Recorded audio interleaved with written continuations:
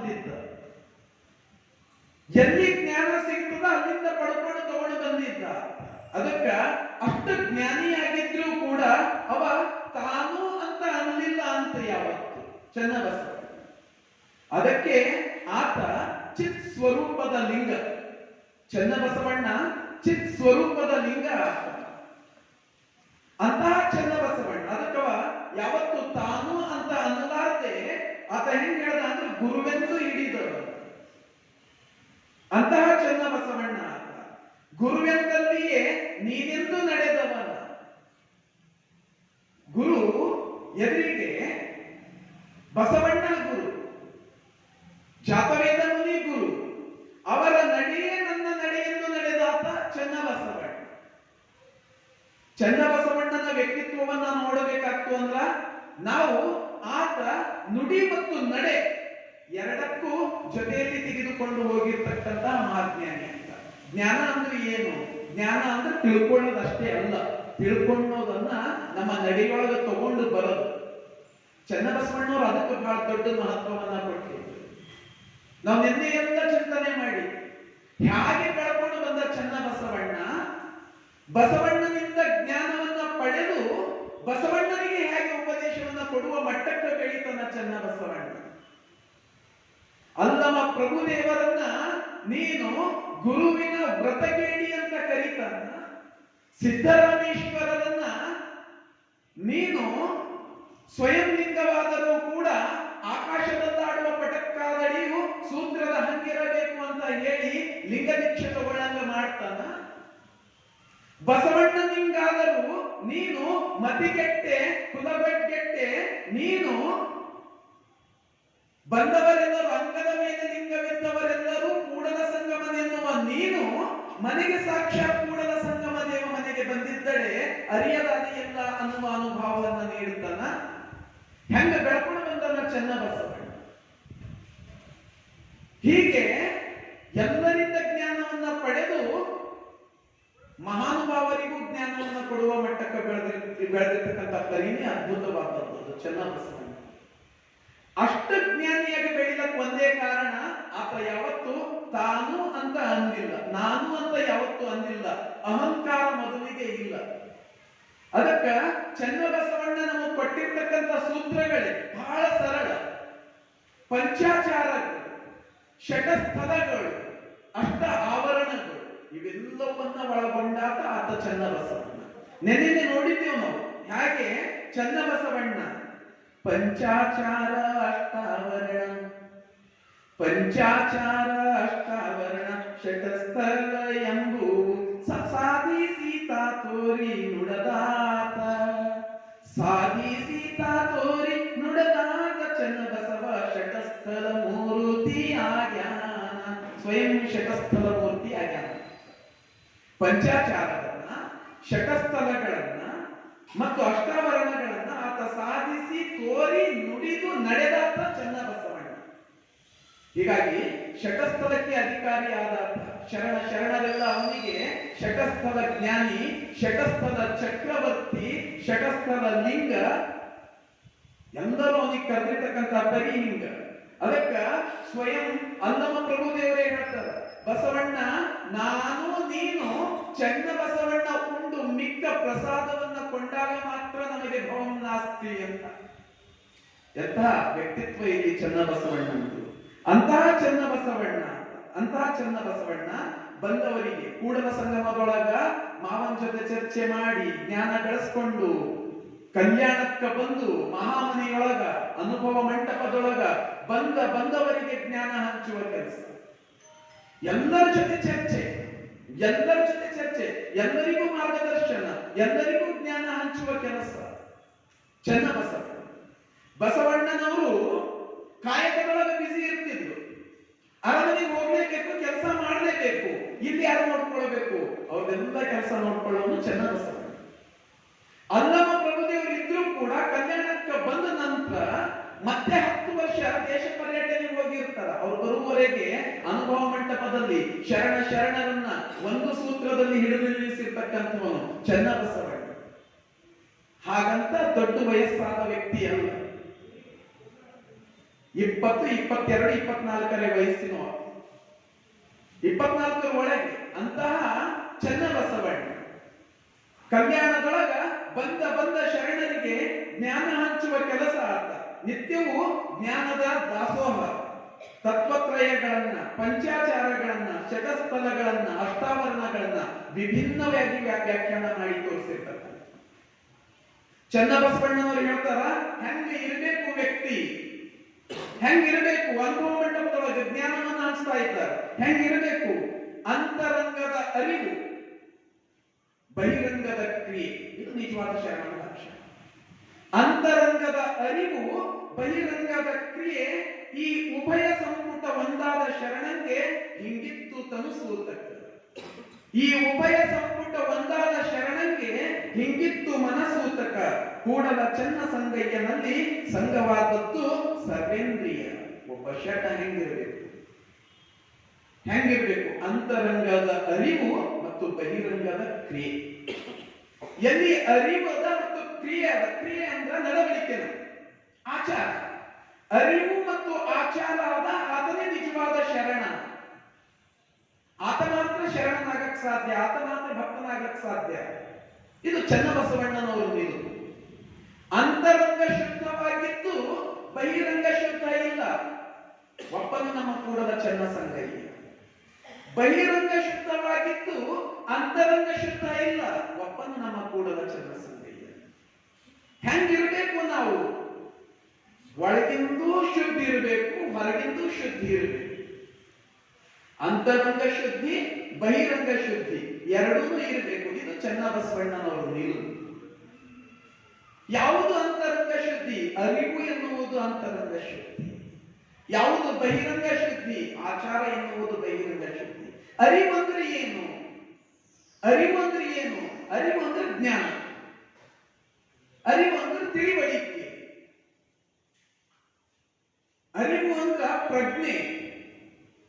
ಅದಕ್ಕೆ ಜಗತ್ತಿನೊಳಗೆಲ್ಲಕ್ಕಿಂತ ದೊಡ್ಡ ಬೆಲೆ ಯಾವುದಕ್ಕದ ಅಂದ್ರೆ ಪ್ರಜ್ಞೆಗದ, ತಿಳಿವಳಿಕೆಗದ, ಜ್ಞಾನಕ್ಕದ.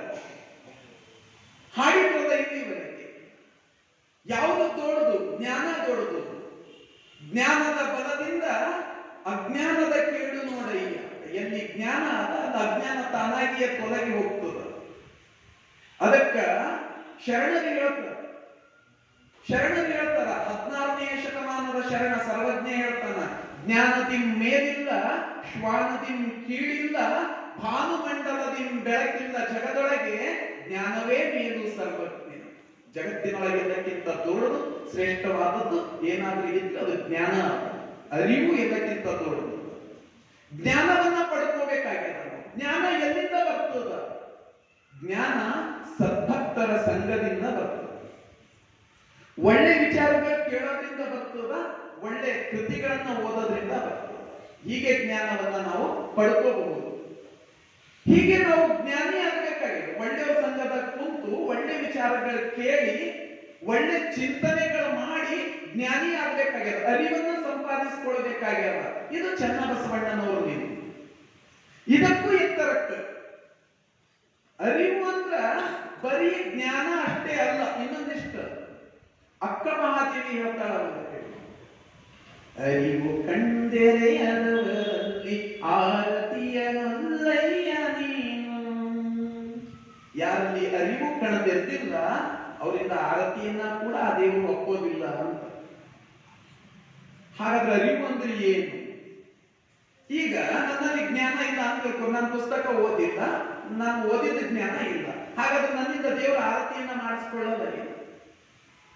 ಶರಣರ ದೃಷ್ಟಿಯೊಳಗ ಅರಿವು ಅಂದ್ರೆ ಕೇವಲ ಜ್ಞಾನ, ಕೇವಲ ಪ್ರಜ್ಞೆ ಅಷ್ಟೇ ಅಲ್ಲ, ತನ್ನಂತರಂಗವನ್ನ ತಿಳಿದುಕೊಳ್ಳೋದು, ನನ್ನ ಒಳಗನ್ನ ನಾನು ತಿಳ್ಕೊಳ್ಳೋದು, ಹಾಗ ತಿಳ್ಕೊಳ್ಳೋದು. ಯಾವುದು ಅರಿವು ಅಂತ ಅವ್ರು ಹೇಳ್ತಿದ್ರು? ಸಾಕ್ಷಾತ್ಕಾರ, ಆತ್ಮಾನುಭೂತಿ, ಸಂಪೂರ್ಣ ಜ್ಞಾನ. ಇದು ಶರಣರ ದೃಷ್ಟಿಯೊಳಗ ಅರಿವು. ಅದಕ್ಕೆ ಶರಣರು ಹೇಳ್ಯಾರ, ಅರಿವೇ ಗುರು.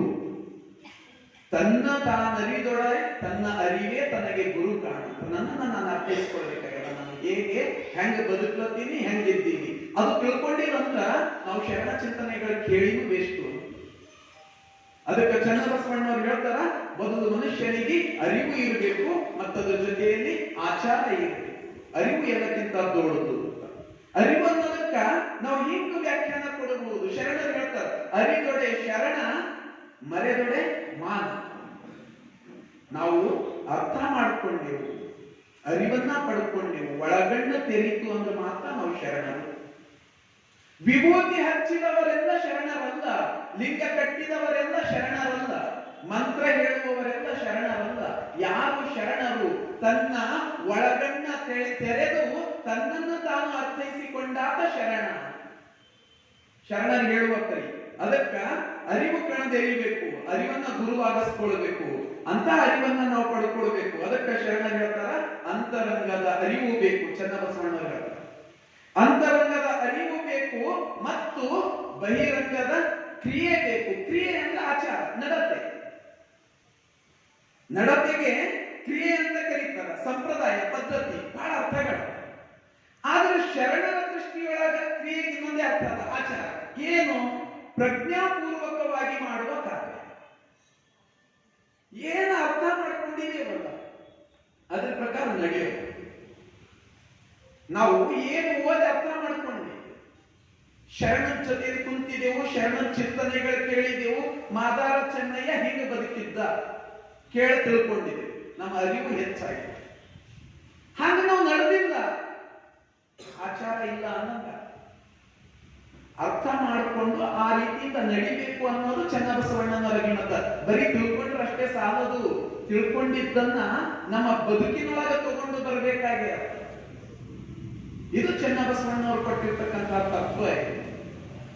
ಅದಕ್ಕ ಆಚರಣೆಯೊಳಗೆ ಬರಬೇಕು. ಚಿಂತನೆ ಅದು ಬರೀ ಚಿಂತನೆ ಆಗಬಾರ್ದು, ನಮ್ಮ ಬದುಕಿನೊಳಗೆ ಬರಬೇಕು. ಅದಕ್ಕ ಶರಣರು ಹೇಳ್ತಾರೆ ಹಿಂಗ, ಆಚಾರ ಆಚಾರವೆಂಬುದು ಅಗೋಚರ, ಕಣ್ಣಿ ಕಾಣಬಹುದು, ನಮ್ಮ ನಡತೆಯೊಳಗೆ ಬರಬೇಕು. ಆಚಾರವು ಅಗೋಚರ ನೋಡಯ್ಯ, ಮಾಡಿದಲ್ಲದೆ ಇಲ್ಲ. ನಾವು ಮಾಡಿದ್ರೆ ಮಾತ್ರ ಆಚಾರ, ಮಾಡಿದ ಅಂದ್ರೆ ಇಲ್ಲ, ಅದು ಅಗೋಚರ.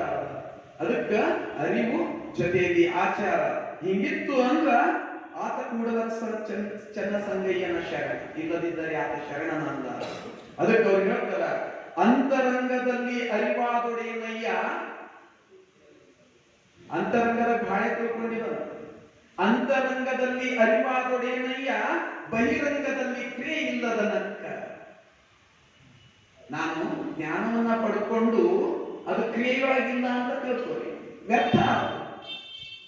ನಿಂತು ಬಹಳ ಉಪದೇಶ ಕೊಡಬಹುದು, ಭಾಷಣ ಮಾಡಬಹುದು, ಅದ್ರ ಪ್ರಕಾರ ನಡೆದಿಲ್ಲ ಅಂದ್ರೆ ಅದಕ್ಕೆ ಹೆಂಗ್ ಹೇಳ್ತಾರೆ ನಮ್ಮ ಕಡೆಗೆ ಅದೇ ಮಾತಿನೊಳಗಂದ್ರ, ಹೇಳೋದಕ್ಕೆ ಆಚಾರ, ತಿನ್ನೋದಕ್ಕೆ ಬದನೆಕಾಯಿ. ಹೇಳೋದೆಲ್ಲ ಆಚಾರ, ಚಂದದ ಮಾತುಗಳು, ಆದ್ರೆ ಮನೆಗೆ ಹೋಗಿ ತಿನ್ನೋದು ಬದನೆಕಾಯಿ. ಏನೋ ಘಟನೆಯಿಂದ ಬಂದು ಒಂದು ಕಥೆ ಅಂದ್ರೆ ಹೇಳೋದೊಂದು ಮಾಡೋದೊಂದು ಅಂತ, ನುಡಿಯೊಂದು ನಡೆಯೊಂದು.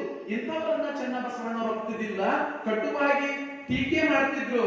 ಅವ್ರು ಹೇಳ್ತಿದ್ರು, ಅಂತರಂಗದಲ್ಲಿ ಅರಿವಾದೊಡೆಯನಯ್ಯ, ಬಹಿರಂಗದಲ್ಲಿ ಕ್ರಿಯೆ ಇಲ್ಲದ ನಕ್ಕ.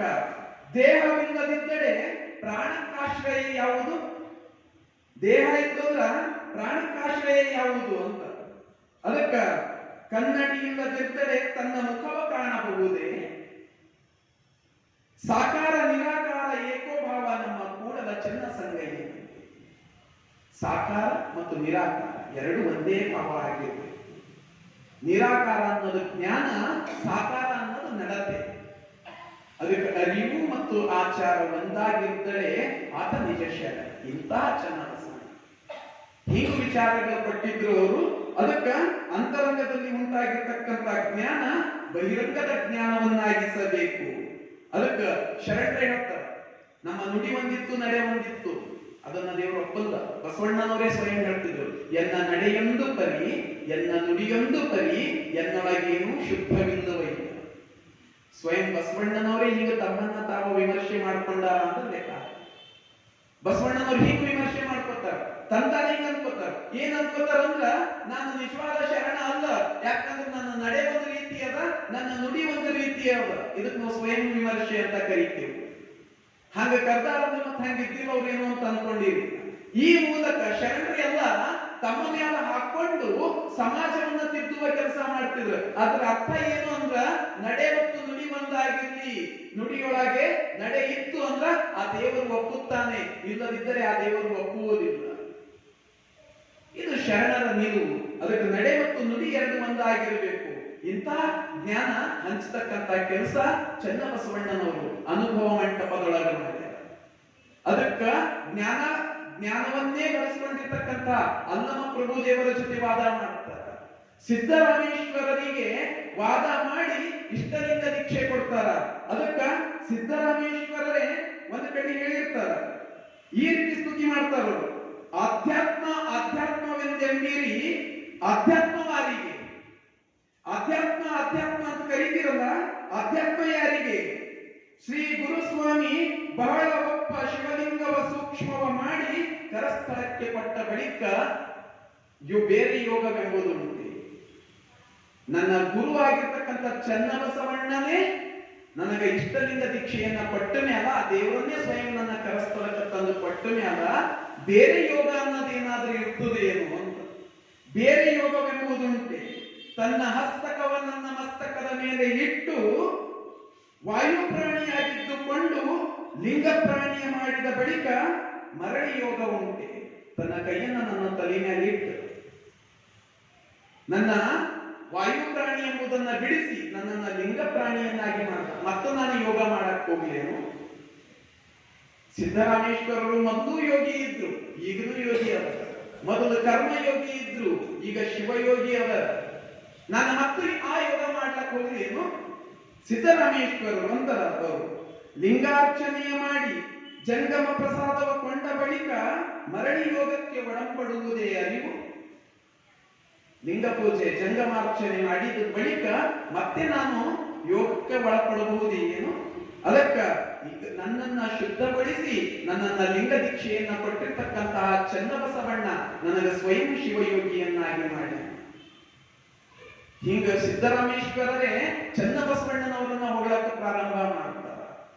ಚನ್ನಬಸವಣ್ಣನವರು ಅಂಥ ನಡೆಯನ್ನ ಅಂಥ ನುಡಿಯನ್ನ ಕೊಟ್ಟಾರ ಶರಣರಿಗೆ. ಅದಕ್ಕ ಅವ್ರು ಹೇಳ್ತಾರ, ಅರಿವು ಅಂದ್ರೆ ಏನು, ಆಚಾರ ಅಂದ್ರೆ ಏನು? ಕ್ರಿಯೆಯೇ ಜ್ಞಾನ, ಜ್ಞಾನವೇ ಕ್ರಿಯೆ. ಅರಿವು ಮತ್ತು ಆಚಾರ ಎರಡು ಬೇರೆ ಬೇರೆ ಅಲ್ಲ. ನಮ್ಮ ನಡತೆ ಏನದ ಅದೇ ನಿಜವಾದ ಜ್ಞಾನ, ಮತ್ತು ನಮ್ಮ ಜ್ಞಾನ ಏನದ ಅದೇ ನಿಜವಾದ ನಡತೆ. ಹೆಂಗ ತಿಳ್ಕೊಂಡಿದ್ದೇವೋ ಹಂಗ ಬದುಕಬೇಕು, ಹೆಂಗ ಬದುಕ್ತೇವೋ ಹಂಗ ಅರ್ಥ ಮಾಡಬೇಕು. ನಡೆ ಮತ್ತು ನುಡಿ ಎರಡು ಒಂದಾಗಿರ್ಬೇಕು. ಕ್ರಿಯೆಯೇ ಜ್ಞಾನ, ಜ್ಞಾನವೇ ಕ್ರಿಯೆ. ಜ್ಞಾನವೆಂದರೆ ತಿಳಿಯುವುದು, ಕ್ರಿಯೆ ಎಂದರೆ ತಿಳಿದಂತೆ ಮಾಡುವುದು. ಉದಾಹರಣೆ, ಪರಧನ ಪರಸ್ತ್ರೀ ಭೋಗಿಸಬಾರದೆಂಬುದೇ ಜ್ಞಾನ, ಅದರಂತೆ ಆಚರಿಸುವುದೇ ಕ್ರಿಯೆ. ಅರಿತು ಆಚರಿಸದಿದ್ದರೆ ಅದೇ ಅಜ್ಞಾನ ನೋಡ ಕಪಿಲ ಸಿದ್ಧ ಮಲ್ಲಿಕಾರ್ಜುನ. ನಡೆ ಮತ್ತು ನುಡಿ ಎರಡು ಬೇರೆ ಬೇರೆ ಆಗಿರುವ. ಒಳಿತನ್ನ ತಿಳ್ಕೊಳ್ಳೋದು ಜ್ಞಾನ, ಹಾಗೆ ತಿಳ್ಕೊಂಡಿದ್ದ ಪ್ರಕಾರ ನಡೆಯೋದು ಆಚಾರ. ಅದಕ್ಕೆ ಕ್ರಿಯೆ, ಅರಿವು ಮತ್ತು ಆಚಾರ ಎರಡು ಒಂದಾಗಿರಬೇಕು. ಬೇರೆ ಸ್ತ್ರೀಯನ್ನ ನಾವು ಬೇರೆ ದೃಷ್ಟಿಯಿಂದ, ಕೆಟ್ಟ ದೃಷ್ಟಿಯಿಂದ ನೋಡಬಾರದು, ಇದು ಅರಿವು. ಆ ಪ್ರಕಾರ ನಡೆದುಕೊಳ್ಳೋದು ಆಚಾರ. ಬೇರೆಯವರ ಧನವನ್ನ ಬಯಸಬಾರದು. ಎಲ್ಲರೂ ನೋಡ್ರಿ, ವಿಚಾರ ಮಾಡಿ ನೋಡ್ರಿ, ಎಲ್ಲರ ತಲೆಗೂ ಇರ್ತದೆ ಅದು ಮತ್ತೊಬ್ಬರ ಹಣ ಅದ, ಅದು ಪಾಪದ ಹಣ ಅದ. ಆದ್ರೆ ಎಲ್ಲರೂ ಒಂದಿಲ್ಲ ಒಂದ್ ಸರ್ತಿ ಮನಸ್ಸು ಮಾಡ್ತೇವೆ, ನನ್ನದು ಆ ಹಣ ಬಂದ್ರೆ ಎಷ್ಟು ಚಂದ ಇದೆ. ತಲೆಯೊಳಗೆ ವಿಚಾರ ಬಂದದಲ್ಲ, ಹಂಗಂತ ಹೇಳಿ ನಾವು ಶರಣರಾಗ್ತೇವೇನು? ವಿಚಾರ ಬಂದಿದ್ದು ನಮ್ಮ ನಡತೆಗಳಿಗೂ ಬರ್ಬೇಕಾ ಇಲ್ಲ? ಹೇಳುವಾಗ ಬಹಳ ಹೇಳ್ತೇವೆ, ಬಹಳ ಸತಿ ಹಿಂಗ ಮಕ್ಕಳಿಗೆ ಪಾಠ ಮಾಡ್ಬೇಕಾದ್ರೆ ಹೇಳ್ತೇವೆ, ನಾವು ದೊಡ್ಡವರು ಮನೆ ಮಕ್ಕಳಿಗೆ ಹೇಳ್ಬೇಕಾದ್ರೆ ಹೇಳ್ತೇವೆ, ಏಯ್ ಸಿಗರೇಟ್ ಬಿಡಿಬೇಡ, ಅದು ಬಹಳ ಕೆಟ್ಟದಲ್ಲ. ಆ ಮಗುವಿನೆದ್ರೆ ನಾವು ಸಿಗರೇಟ್ ಹಚ್ಕೊಂಡು ನಿಂತರು. ಎಲ್ಲಿಂದ ಅರಿವು, ಎಲ್ಲಿಂದ ಆಚಾರ? ಸಿಗರೇಟ್ ಬಿಗಿಬಾರ್ದು ಅಂತ ಅಪ್ಪ ಖುನ ಅದ, ಮಗನಿಗೆ ಬುದ್ಧಿ ಮಾತು ಹೇಳತ್ತಾನ, ಸಿಗರೇಟ್ ಬಿಗಿಬಾರ್ದು ಕೆಟ್ಟದದ ಅಂತ ಹೇಳಿ. ಆಗ ತಾನು ಸ್ವತಃ ಬಿಗಿತಾನ. ನಮಗ ಕೆಟ್ಟದದ ಅಂತ ಗೊತ್ತಿದ್ದ ಮೇಲೆ ನಾನು ಹಾಗೆ ನಡಿಬೇಕಾ, ನಡಿಬಾರದು. ಈಗ ಅರಿವು ಬೇರೆ, ಆಚಾರ ಬೇರೆ ಇದ್ರ ನೀನು ಚಂದ ಮನುಷ್ಯ ಅಂತ ಹೆಂಗ ಕರೆಯಿರಿ? ಮತ್ತು ಮ್ಯಾಲಿಂದೊಂದು ಮಾತು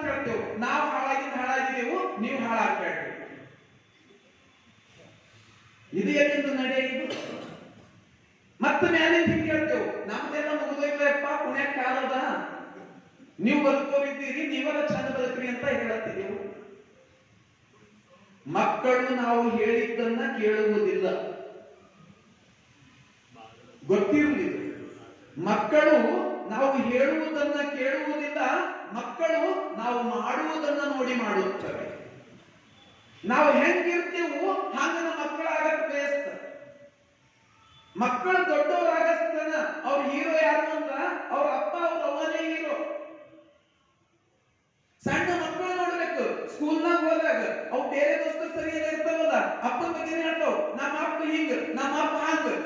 ಅಪ್ಪನ ದೃಷ್ಟಿಯೊಳಗೆ ಮಕ್ಕಳ ದೃಷ್ಟಿಯೊಳಗೆ ಅಪ್ಪನ ಹೀರೋನೇ. ಈಗ ಅಪ್ಪ ಸ್ಟೈಲ್ ಸಿಗರೇಟ್ ಬಿಗಿತಾನಂದ್ರ ಮಾಡವನೇ ಅಲ್ಲ ಮಗ.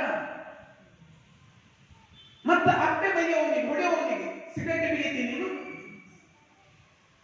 ಅಪ್ಪನಿಗೆ ಗೊತ್ತದ ಸಿಗರೇಟ್ ಬಿಗಿಯೋದು ತಪ್ಪು, ಅರಿವು ಅದ, ಆದ್ರೆ ಅದನ್ನ ಕ್ರಿಯೆಯೊಳಗೆ ತರಲ್ಲ. ಆಚಾರ ಇಲ್ಲ. ಅರಿವು ಮತ್ತು ಆಚಾರ ಎರಡೂ ಇರಬೇಕು ಅನ್ನೋದು ಚನ್ನಬಸವಣ್ಣನವರ ಅಭಿಪ್ರಾಯ. ಅದಕ್ಕೆ ಅರಿವಿದ್ದು ಆಚಾರ ಇಲ್ಲ ಅಂದ್ರ ಅದು ಯಾವುದೇ ವ್ಯರ್ಥ. ಬೇರೆಯವರ ಹಣವನ್ನ ಬಯಸುವುದು ವ್ಯರ್ಥ.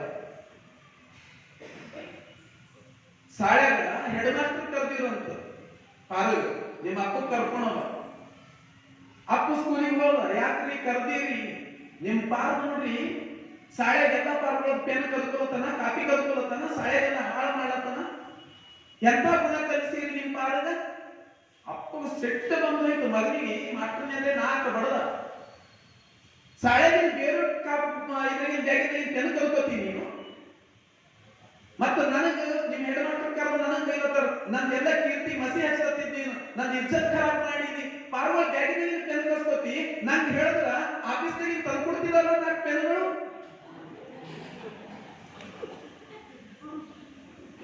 ಪಾರು ಸಾಳ್ಯಾಗಿನ ಕತ್ತಿದಕ್ಕ ಅಪ್ಪಗ ಸಿಟ್ಟು, ಅಪ್ಪ ಆಫೀಸ್ನಾಗ ನಾಲ್ಕು ಬೇಕಾದ್ರೆ ಎತ್ಕೊಂಡು ನೋಡಿ ಬರ್ತ. ಹೇಳೋದು ಆಚಾರ, ತಿನ್ನೋದು ಬದನೆಕಾಯಿ. ಅದಕ್ಕೆ ಹೆಂಗಿರ್ಬೇಕು? ಕಲಿಬಾರ್ದು ಅನ್ನೋ ಅರಿವು ಅಪ್ಪುಗದ, ನಾನು ಕಲ್ಕೊಂಡು ತರ್ತೀನಲ್ಲ, ಆಚಾರ ಅಪ್ಪುಗಿಲ್ಲ. ಚನ್ನಬಸವಣ್ಣವ್ರು ಹೇಳ್ತಾರ, ಬರೀ ಅರಿವಿದ್ದರೆ ಸಾಲದು, ಅರಿವಿನೊಂದಿಗೆ ಆಚಾರವೂ ಇರಬೇಕು, ನಡತೆನೂ ಇರಬೇಕು. ಬಂದು ಸೊಸಿಗೆ ಬಡಿಯೋರು ಹೆಂತದು ಬಂದು ಕುಂತುದಿಲ್ಲ ನಮ್ಮ ಮನ್ಯಾಗ. ಒಂದು ಕೆಲಸ ಮಾಡ್ಲಕ್ಕ ಬರಲ್ಲ, ಒಂದು ಕೆಲಸ ಮಾಡಕ್ ಬರಲ್ಲ. ಮಗಳಿಗೆ ಅವ್ರ ಅತ್ತೆ ಹೊಡಿಬೇಕು. ಎಂತ ಅತ್ತಿ ಸಿಕ್ಕಾಡ್ರಿ ನಮ್ಮ ಮಗಳಿಗೆ, ಪೂರ ನಮ್ಮ ಮಗಳ ಕಿಸ್ಮತೆ ಖರಾಬ್. ಮಗಳಿಗೆ ಕಷ್ಟ ಕೊಡಬಾರ್ದು ಅನ್ನೋ ಅರಿವು ನಮಗಲ್ಲ. ನಾನು ಕಷ್ಟ ಕೊಡ್ತೀನಿ ಅಂತ ಆಚಾರ ನನಗಿಲ್ಲ. ಅರಿವು ಆಚಾರ ಎರಡು ಒಂದಾಗಿದ್ದಾಗ ಮಾತ್ರ ಶರಣ, ಇಲ್ಲ ಅಂದ್ರೆ ಇಲ್ಲ. ಚನ್ನಬಸವಣ್ಣವ್ರು ಹೇಳ್ತಾರೆ ಹಂಗೆ, ಅರಿವು ಇರಬೇಕು, ಅರಿವು ಆಚಾರದೊಳಗ ಬರಬೇಕು. ಇಲ್ಲ ಅಂದ್ರೆ ಯಾತ್ರ ಅರಿವು ಅದು ಆಚರಣೆಯೊಳಗಿದ್ದಾನೆ. ನಾ ಹಂಗ ಬದುಕದಾನೆ ಅಂದ್ರೆ ಅದಕ್ಕೆ ಅರಿವು ಅಂತ ಕರೆಯಲ್ರಿ. ಅರಿವು ಅಂದ್ರೆ ಪುಸ್ತಕ ಓದೋದಲ್ಲ, ಅರಿವು ಅಂದ್ರ ಚಂದ ಬದುಕಬೇಕು ಅಂತ ತಿಳ್ಕೊಳ್ಳೋದು, ಹಂಗ ನಡೆಯೋದು ಆಚಾರ. ಇದು ಚನ್ನಬಸವಣ್ಣವ್ರು ಹೇಳ್ತಾರೆ. ಅದಕ್ಕ ಅರಿವು ಯಾವುದು, ಎಂಥದ್ದು ಅರಿವು, ಯಾರ್ಯಾರಿಗಿರ್ಬೇಕು ಅರಿವು, ಹೆಂಗಿರ್ಬೇಕು ಆಚಾರ. ಚನ್ನಬಸವಣ್ಣವ್ರು ಹೇಳ್ತಾರ, ಆಚಾರ ಉಳ್ಳಡೆ ಗುರು ಆದ್ರೆ ಅವನಿಗೆ ಆಚಾರ ಇರಬೇಕು. ಆಚಾರ ಉಳ್ಳಡೆ ಗುರು, ಆಚಾರ ಉಳ್ಳಡೆ ಲಿಂಗ, ಆಚಾರ ಉಳ್ಳಡೆ ಜಂಗಮ. ಆಚಾರ ಇಲ್ಲ ಅಂದ್ರೆ ಗುರುನು ಗುರು ಅಲ್ಲ, ಲಿಂಗನು ಲಿಂಗ ಅಲ್ಲ, ಜಂಗಮನು ಜಂಗಮ. ಆಚಾರ ಉಳ್ಳಡೆ ಪಾದೋದಕ, ಆಚಾರ ಉಳ್ಳಡೆ ಪ್ರಸಾದ, ಆಚಾರ ಉಳ್ಳಡೆ ಸದ್ಭಕ್ತ, ಆಚಾರ ಉಳ್ಳಡೆ ದಾಸ. ಎಲ್ಲದಕ್ಕೂ ಆಚಾರ ಬೇಕು. ಒಂದ್ ವೇಳೆ ಆಚಾರ ಏನಂದ್ರೆ ಏನಾಯ್ತು ಪ್ರಶ್ನೆ, ಗುರುವಿಗೆ ಆಚಾರ ಇತ್ತಂದ್ರೆ ಏನ್ ಫರಕ್ ಬೀಳಲ್ಲ. ಚನ್ನಬಸವಣ್ಣ ಹೇಳ್ತಾರೆ, ಆಚಾರ ಉಳ್ಳಡೆ ಗುರು, ಆಚಾರ ಉಳ್ಳದಿದ್ದಡೆ ಗುರುವಲ್ಲ ಆತ ನರನು. ಸಾಧಾರಣ ಮನುಷ್ಯ, ಆಚರಣೆ ಇಲ್ಲ ಅಂದ್ಮೇಲೆ ಆತ ಎಲ್ಲಿಂದ ಗುರು ಆಗ್ತಾನ? ಸಾಮಾನ್ಯ ಮನುಷ್ಯರಂಗವ, ಆತ ನರನು. ಆಚಾರವಿಲ್ಲದಿದ್ದಡೆ ಲಿಂಗವಲ್ಲ ಶಿಲೆ, ಅದು ಬರೀ ಕಲ್ಲಷ್ಟೇ. ಆಚಾರವಿಲ್ಲದಿದ್ದಡೆ ಜಂಗಮನಲ್ಲ ವೇಷಧಾರಿ, ಅವನಿಗೆ ಆಚಾರನೇ ಇಲ್ಲ. ಆತ ಕವಿಯನ್ನು ಧರಿಸಿಕೊಂಡು ಕಮಂಡಲವನ್ನು ಹಿಡ್ಕೊಂಡು ಪ್ರಚಾರ ಮಾಡ್ತಾ ಬಂದತ್ತ ಒಳ್ಳೆ ನಡತನೇ ಇಲ್ಲ. ಮ್ಯಾಲ ವೇದಿಕೆ ಮೇಲೆ ಕುಂತಾಗ ಸಿಟ್ಟು ಮಾಡ್ಕೋಬೇಡ್ರಿ. ನೋಡ್ರಿ, ಸಿಟ್ಟು ಒಳ್ಳೇದಲ್ಲ. ಸಿಟ್ಟು ನಮಗ್ ಹಾನಿ ಮಾಡ್ತದ. ಕೋತಿ ಹಂಗೆ ಕೂತಿರೋ ಮಾತಾಡ್ತಾ ಆಡ್ತಾನೆ ಹೇಳತ್ತಾರ, ಸಿಟ್ಟು ಮಾಡ್ಕೋಬೇಡ, ಸಿಟ್ಟು ಮಾಡ್ಕೋಬೇಡ ಅಂತ ಅಂತಾನೆ.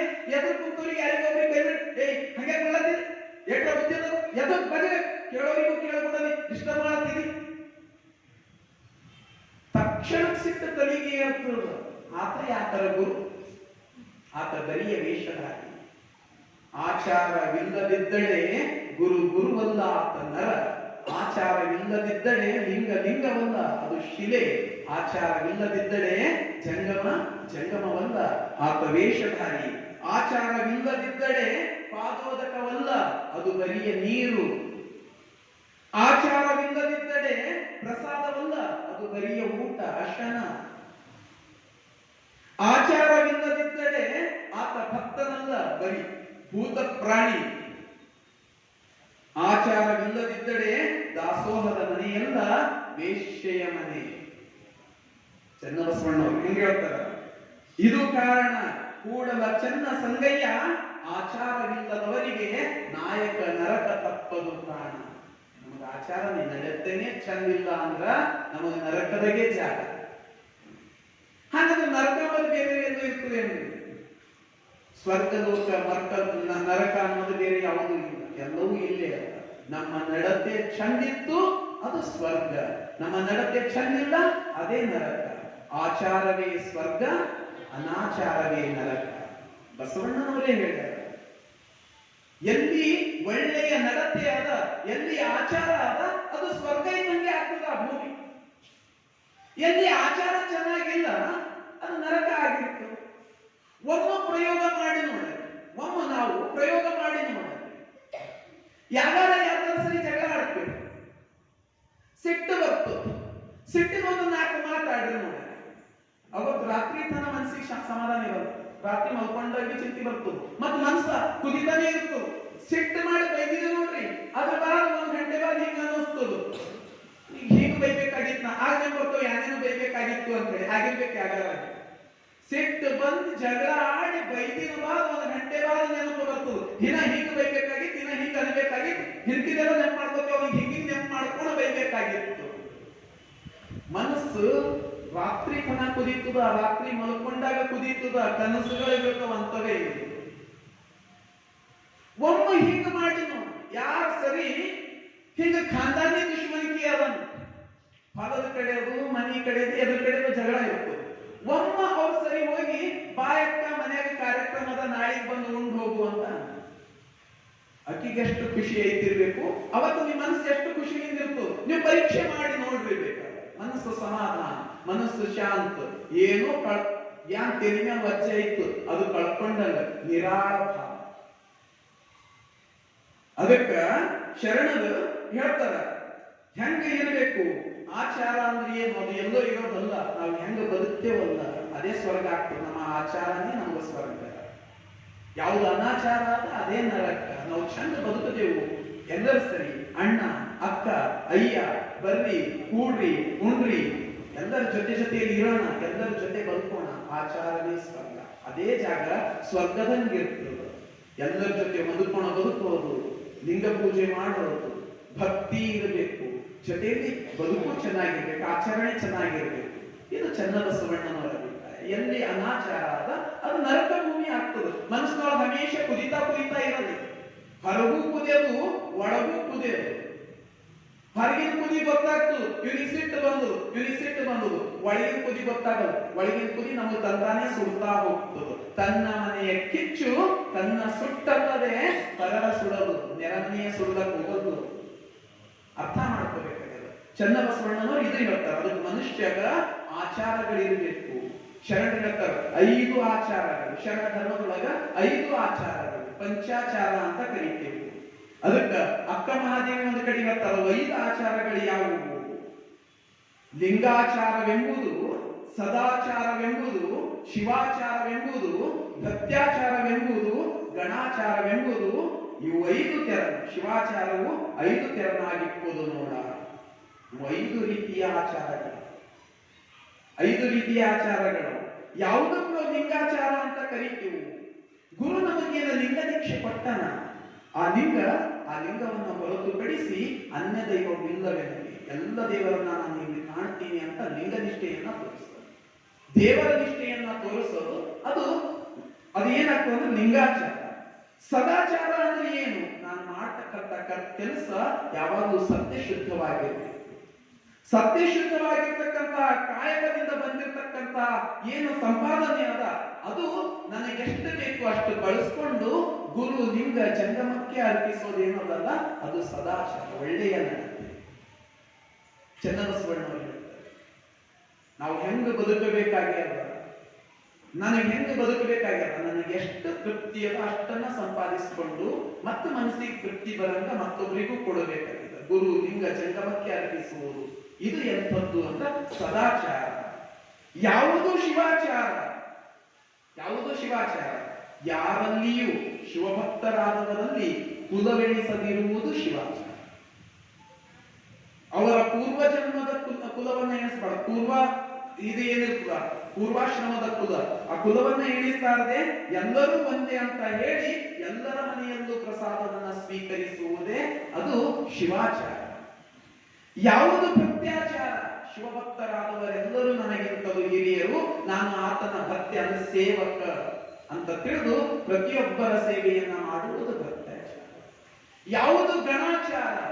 ನಮ್ಮ ಏನು ಧರ್ಮ ಸಂಪತ್ತದ ಅದನ್ನ ಹೆಂಗಾದ್ರೂ ಮಾಡಿ ಉಳಿಸ್ಕೊಂಡು ಹೋಗುವುದು, ಶಿವನಿಂದೆಯನ್ನ ಕೇಳದಿರುವುದು, ಇದು ಗಣಾಚಾರ. ಇಂಥ 5 ಆಚಾರಗಳನ್ನ ನಾವು ಪಾಲಿಸಿಕೊಂಡು ಬರಬೇಕು ಅನ್ನೋ ಆಚಾರಗಳನ್ನ ನಮಗ ಚನ್ನಬಸವಣ್ಣವರು ಕಲಿಸ್ಕೊಡ್ತಾರೆ. ಅರಿವು ಮತ್ತು ಆಚಾರ ಎರಡೂ ತನ್ನೊಳಗ ಬೆಳೆಸ್ಕೊಂಡು ಬಂದಿದ್ರು ಚನ್ನಬಸವಣ್ಣವರು. ಅದಕ್ಕೆ ಒಂದು ಕಡೆ ಶರಣರು ಹೇಳ್ತಾರ, ಸಿದ್ದರಾಮೇಶ್ವರರು ಹೇಳ್ತಾರ, ಕ್ರಿಯೆ ಅದು ಚನ್ನಬಸವಣ್ಣನ ಎಡಪಾದ. ಕ್ರಿಯೆ ಅದು ಚನ್ನಬಸವಣ್ಣನ ಎಡಪಾದ, ಜ್ಞಾನ ಅದು ಚನ್ನಬಸವಣ್ಣನ ಬಲಪಾದ. ನಾನು ಅವರ ಚೆಮ್ಮಾವುಗೆ, ನೀನು ಅವರ ಮನೆಯ ದಾಸನು ನೋಡಯ್ಯ ಕಪಿಲ ಸಿದ್ಧ ಮಲ್ಲಿಕಾರ್ಜುನ. ಎಂತ ಮಾತು ಹೇಳ್ತಾನೆ ಸಿದ್ದರಾಮೇಶ್ವರ. ಹೇ ದೇವ್ರೆ, ನೀನ್ ಯಾರಿದ್ದಿ ಅಂದ್ರ ಚನ್ನಬಸವಣ್ಣನ ಮನೆಯ ದಾಸ. ಯಾಕ? ಅವನಲ್ಲಿ ಅರಿವು ಅದ, ಅವನಲ್ಲಿ ಆಚಾರ ಅದ. ಅರಿವು ಹೆಂಗದ ಅವನಲ್ಲಿ ಅಂದ್ರ ಅವನು ಬಲಪಾದ ಇದ್ದಂಗ, ಆಚಾರ ಹೆಂಗದ ಅಂದ್ರೆ ಅವನು ಎಡಪಾದ ಇದ್ದಂಗ. ಅದಕ್ಕ ಅರಿವು ಮತ್ತು ಆಚಾರ ಎರಡನ್ನ ಜೋಡಿಸ್ಕೊಂಡು ಹೋಗ್ಯಾನಲ್ಲ. ಅದಕ್ಕೆ ನಾ ಹೆಂಗಿದ್ದ ಅಂದ್ರೆ ಅವನ ಚಮ್ಮಾವುಗೆ, ಅವನ ಪಾದದ ಚಪ್ಪಲಿ ಇದ್ದಂಗಿದ್ದೀನಿ, ನಾನು ಪಾದರಕ್ಷೆ ಇದ್ದಂಗಿದ್ದೀನಿ, ನೀನು ಆತನ ಮನೆಯ ದಾಸ ಇದ್ದಂಗಿದ್ದಿ. ಹಾಗೆ ಅರಿವು ಮತ್ತು ಆಚಾರವನ್ನ ತನ್ನೊಳಗ ಅಳವಡಿಸಿಕೊಂಡಿದ್ದಾತ ಯಾರು ಅಂದ್ರೆ ಚನ್ನಬಸವಣ್ಣ. ಎಂತ ಚನ್ನಬಸವಣ್ಣ ಅಂದ್ರೆ ಈಗಾಗಲೇ ನೋಡಿದೆವು, ಎಂತೆಂಥವರನ್ನ ಕಣ್ಣನ್ನ ತೆರೆಸಿರ್ತಕ್ಕಂಥವನು ಚನ್ನಬಸವಣ್ಣ.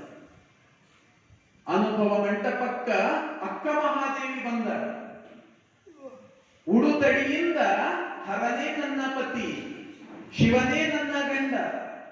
ನನ್ನ ಗಂಡ ಯಾರು? ನನ್ನ ಗಂಡ ರೂಹಿಲ್ಲದವ. ಅಂತಹ ಗಂಡ ನನ್ನವನು, ಅವನನ್ನ ನಾನು ಪಡ್ಕೋಬೇಕಾಗ್ಯದ. ಹುಡುಕಿ ಹುಡುಕಿ ಹುಡುಕಿ ಆಕೆ ಕಲ್ಯಾಣದವರೆಗೂ ಬಂದಾಳ. ಅಲ್ಲಿ ಶರಣ ಚಿಂತನೆಯೊಳಗಿದ್ದವರದರ, ಶಿವ ಚಿಂತನೆಯೊಳಗಿದ್ದವರದರ, ಅವರಿಂದ ನನಗೆ ಮಾರ್ಗದರ್ಶನ ಸಿಗ್ತದ. ಕಲ್ಯಾಣದವರೆಗೆ ಶಿವಗಣದೊಂದಿಗೆ ಬೆರೆಯೋದಕ್ಕಂತ ಹೇಳಿ ಬಂದಾಳ. ಅನುಭವ ಮಂಟಪದೊಳಗೆ ಬರ್ತಾಳ. ಬಂದಾಗ ಆಕೆಗೆ ದೊಡ್ಡ ಪರೀಕ್ಷೆ ಎದುರಿಸಬೇಕಾಗ್ತದೆ. ಅಲ್ಲಮ ಪ್ರಭುದೇವರಿಗೆ ಅದು ನಾವು ಅಕ್ಕ ಮಹಾದೇವಿಯ ವಿಷಯ ಬಂದಾಗ ಅದನ್ನ ಡಿಟೇಲ್ ಆಗಿ ನೋಡ್ತಾ ಹೋಗ್ತೀವಿ. ಪರೀಕ್ಷೆ ಎದುರಿಸಬೇಕಾಗ್ತದೆ. ಪರೀಕ್ಷೆ ಮಾಡುವವರೆಗೆ ಚನ್ನಬಸವಣ್ಣ ಮಾತಾಡುವುದು. ಯಾಕೆ ಮಾತಾಡಿಲ್ಲ?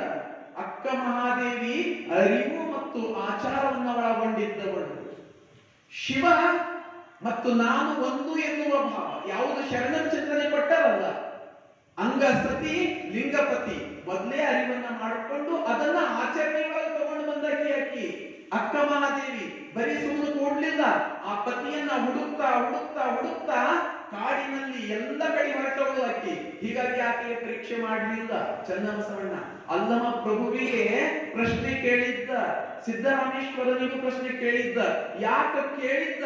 ಅಲ್ಲಮ ಪ್ರಭುವಿಗೆ ನಾನು ಸ್ವಯಂ ಲಿಂಗವೆಂಬ ಸ್ವಲ್ಪ ಅಹಮ್ಮಿತ್ತು. ಸಿದ್ದರಾಮೇಶ್ವರನಿಗೆ ನಾನು ಕರ್ಮಯೋಗಿ ಎನ್ನುವ ಸಣ್ಣ ಅಹಂಕಾರ ಇತ್ತು.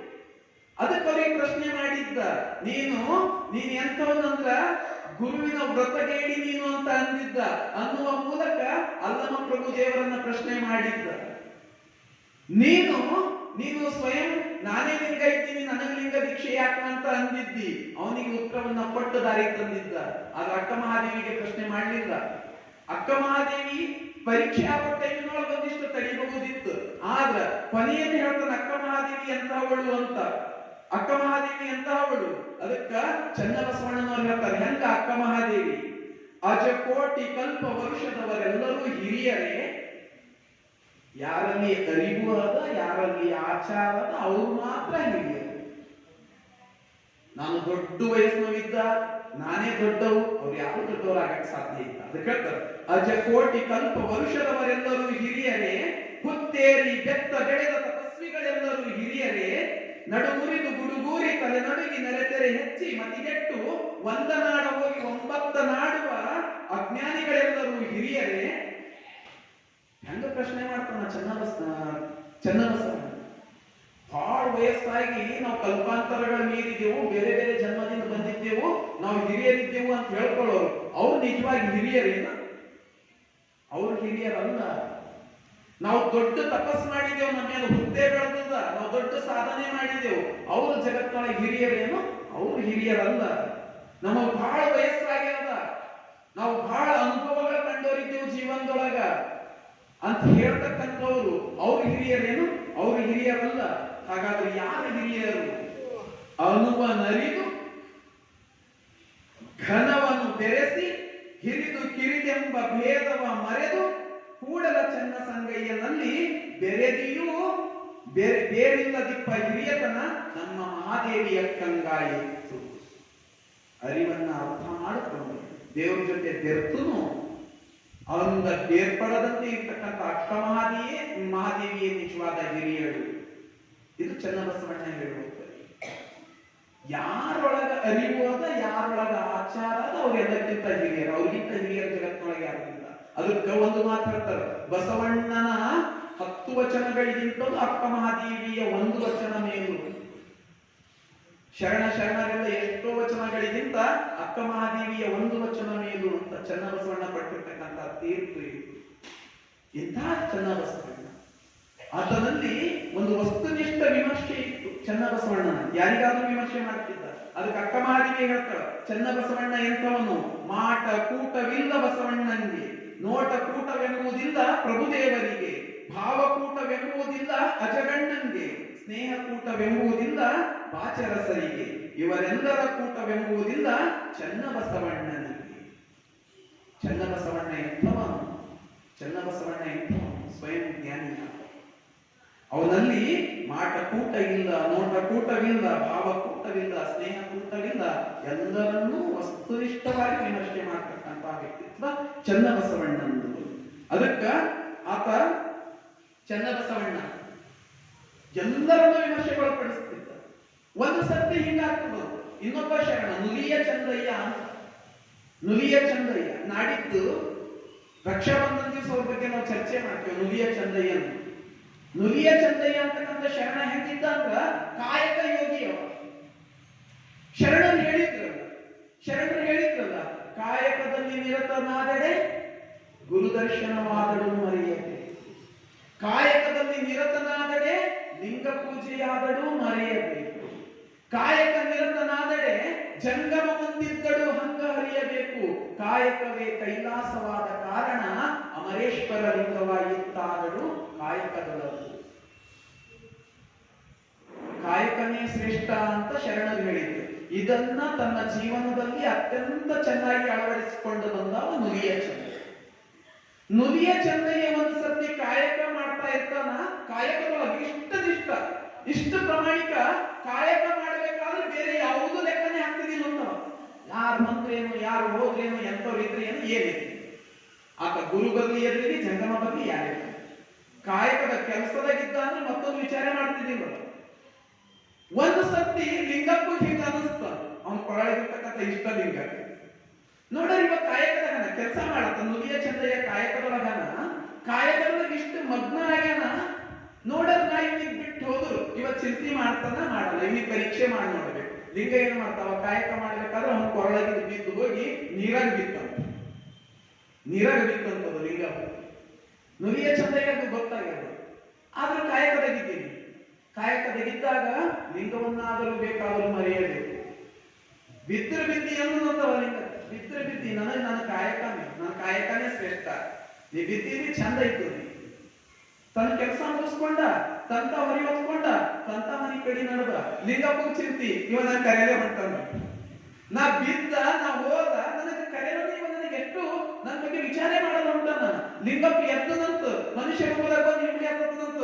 ಚಂದಪ್ಪ ನನಗೆ ಕರ್ಕೋ, ಚಂದಪ್ಪ ನನಗೆ ಕರ್ಕೋ. ಇವ ಎಲ್ಲಿ ಚಂದಪ್ಪ ಕರ್ಕೋತಾನ. ಲಿಂಗಪ್ಪ ನನಗೆ ಬಿಟ್ಟು ಹೋಗಿದಲ್ಲ, ನೀ ಹೆಂಗ್ ಹೋಗಿದ್ದಿ ಅಲ್ಲೇ ಇರು ನೀನು. ಇವ ಇಬ್ಬರದು ಜಗಳನೇ ಇತ್ತಂತ. ಬಿಟ್ಟು ಹೋಗಿತ್ತು. ನಾನ್ ನಿನಗೆ ಕರ್ಕೋದಿ. ಅನುಭವ ಮಂಟಪದಾಗ ಬರ್ತಾನ, ಅದೇ ಚರ್ಚೆ. ಆತ ಹೇಳ್ತಾನ, ಹಿಂಗ ನನಗೆ ಬಿಟ್ಟು ಹೋಗ್ಯಾನ, ಅವನು ಬಿಟ್ಟು ಹೋಗ್ಯಾನ, ನಾ ಎಲ್ಲಿ ತಗೋಲಿ. ನನ್ನ ದೃಷ್ಟಿಯೊಳಗ ಕಾಯಕನೇ ಶ್ರೇಷ್ಠ. ಕಾಯಕದಿಂದ ಬಂದದ್ದನ್ನ ನಾನು ಜಂಗಮ ದಾಸೋಹ ಗೈಲತ್ತೀನಿ, ಅದೇ ನನ್ನ ಪೂಜೆ. ಅದಕ್ಕಿಂತ ದೊಡ್ಡ ಪೂಜೆ ನನಗೆ ಯಾಕಬೇಕು. ಇದು ನುಡಿಯ ಚಂದಯ್ಯನ ಅಭಿಮಾನ. ನಾನು ಕಾಯಕ ಮಾಡತೀನಿ, ಅದರಿಂದ ಏನು ಹಣ ಬರ್ತದ, ಅದರಿಂದ ನಾ ಏನ್ ಮಾಡತೀನಿ, ಜಂಗಮ ದಾಸೋಹ ಮಾಡತೀನಿ. ಜಂಗಮನೇ ಲಿಂಗದ ಬಾಯಿ ಅದ. ಲಿಂಗಕ್ಕೆ ಬಾಯಿ ಜಂಗಮವೆಂದು ಪಡಿಪದಾರ್ಥವನ್ನು ಇಕ್ಕಿದಳೆ ಮುಂದೆ ಪಲ್ಲವಿಸಿತ್ತು. ಸ್ವಯಂ ಬಸವಣ್ಣನವರೇ ಹೇಳಿದ್ದದ, ಲಿಂಗದ ಬಾಯಿ ನನ್ನ ಎದುರಿಗದ, ನಾ ಕಾಯಕ ಮಾಡತ್ತೀನಿ, ಅವರಿಗೆ ದಾಸೋಹ ಮಾಡತ್ತೀನಿ, ಲಿಂಗ ಪೂಜೆ ಆದಂಗೆ ಆಯ್ತು, ನನಗೆ ಯಾಕೆ ಬೇಕು ಲಿಂಗಪ್ಪ. ನುಡಿಯ ಚಂದ. ಪ್ರಭುದೇವರಿಗೂ ಇಲ್ಲಿ ಯಾವ ಉತ್ತರ ಕೊಡಬೇಕು ಗೊತ್ತಾಗಲ್ಲ. ಪ್ರಭುದೇವರು ಅಂತಾರೆ, ಚನ್ನಬಸವಣ್ಣ ನೀನೇ ಲಿಂಗದ ಮಹಿಮೆಯನ್ನರು. ಯಾಕಂದ್ರ ಹಿಂದಕ್ಕೊಮ್ಮೆ ಸಿದ್ದರಾಮೇಶ್ವರರಿಗೆ ನೀನೇ ಹೇಳಿದಿ ಲಿಂಗದ ಮಹಿಮೆ, ಈಗ ಮತ್ತೆ ನೀನೇ ಹೇಳಬೇಕು. ಮತ್ತೆ ಹೇಳ್ತಾರ ಚನ್ನಬಸವಣ್ಣವರು, ಅಂಗಕ್ಕೆ ಲಿಂಗ ಸಂಬಂಧ ಬೇಕೇ ಬೇಕು. ಅಂಗಕ್ಕೆ ಲಿಂಗ ಸಂಬಂಧ ಬೇಕೇ ಬೇಕು. ಇಲ್ಲ ಅಂದ್ರೆ ಇಲ್ಲ. ನಿನಗ ಅರಿವು ಅದ, ಜೊತೆಗೆ ಆಚಾರಕ್ಕೂ ಬರಬೇಕು. ಅದಕ್ಕ ನೀನೇನು ಮಾಡ್ಬೇಕು, ಲಿಂಗ ದೀಕ್ಷೆ ತಗೊಳ್ಳೇಬೇಕು. ಆತನನ್ನ ಹೇಳಿ ತಿಳಿಸಿ ಆತನಿಗೆ ಮತ್ತೆ ಜ್ಞಾನವನ್ನ ಕೊಟ್ಟು ನುಡಿಯ ಚಂದ ಹೇಳ್ತಾನವ, ಅಂಗವೇ ಮಣ್ಣು, ಲಿಂಗವೇ ಮರ, ಪದವೇ ಜಂಗಮ. ಅದಕ್ಕೆ ನನ್ನ ದೇಹನೇ ಮಣ್ಣಿದ್ದಂಗೆ ಇರ್ತದ, ಅಲ್ಲಿ ಲಿಂಗ ಅನ್ನೋದೇ ಏನಿರ್ತದಂದ್ರ ಮರ ಇದ್ದಂಗೆ ಇರ್ತದ. ಅದಕ್ಕೆ ಅಂಗ ಬಿಟ್ಟು ಲಿಂಗ ಇರೋದು. ಅದಕ್ಕೆ ಅದ್ರಿಂದ ಸಿಗ್ತಕ್ಕಂಥ ಪದ ಜಂಗಮ. ಒಂದ್ ವೇಳೆ ಮರನೇ ಇಲ್ಲ ಅಂದ್ರೆ ಫಲ ಎಲ್ಲಿಂದ, ಲಿಂಗನೇ ಇಲ್ಲ, ನೀನ್ ಜಂಗಮ ಎಷ್ಟು ಪೂಜೆ ಮಾಡಿದ್ರು ವ್ಯರ್ಥ ಅದು. ಅದಕ್ಕೆ ಲಿಂಗ ನಿಷ್ಠೇನೂ ಬೇಕು, ಜಂಗಮನಿಗೆ ದಾಸೋಹನೂ ಬೇಕು. ಇಷ್ಟೆಲ್ಲ ತಿಳಿಸಿ ಹೇಳಿ ಮತ್ತೆ ಲಿಂಗ ದೀಕ್ಷೆಯನ್ನ ಲಿಂಗ ಕಟ್ಕೊಳ್ಳಕಸ್ತಾನ ಚನ್ನಬಸವಣ್ಣ. ಎಂತ ಜ್ಞಾನಿ ಆತ ಚನ್ನಬಸವಣ್ಣ. ಅದಕ್ಕ ಲಿಂಗ ಕಟ್ಕೊಳಕ್ ಹೇಳ್ತಾನಲ್ಲ, ಹಾಗಂತ ಹೇಳಿ ಲಿಂಗ ಕಟ್ಕೊಂಡವರೆಲ್ಲ ಶರಣರು ಅಲ್ಲ. ಮತ್ತದಕ್ಕೆ ವಿಮರ್ಶೆ ಮಾಡ್ತಾನೆ ಚನ್ನಬಸವಣ್ಣ. ಹೇಳ್ತಾನ, ಅಂಗದ ಮೇಲೆ ಲಿಂಗ ಉಳ್ಳದ್ದೆಲ್ಲವೂ ಸಂಗಮನಾಥನೆಂಬ ಭ್ರಮೆ ಬಸವಣ್ಣಂಗಾಯಿತಲ್ಲದೆ ನನಗೆ ಆ ಭಾವವಿಲ್ಲ ನೋಡ. ಅಂಗದ ಮೇಲೆ ಲಿಂಗ ಕಟ್ಕೊಂಡವರೆಲ್ಲ ಸಂಗಮನಾಥ ಅಂತೇಳಿ ಬಸವಣ್ಣ ಅಂತಿರ್ಬೇಕು. ನನಗ ಆ ಭಾವ ಇಲ್ಲ.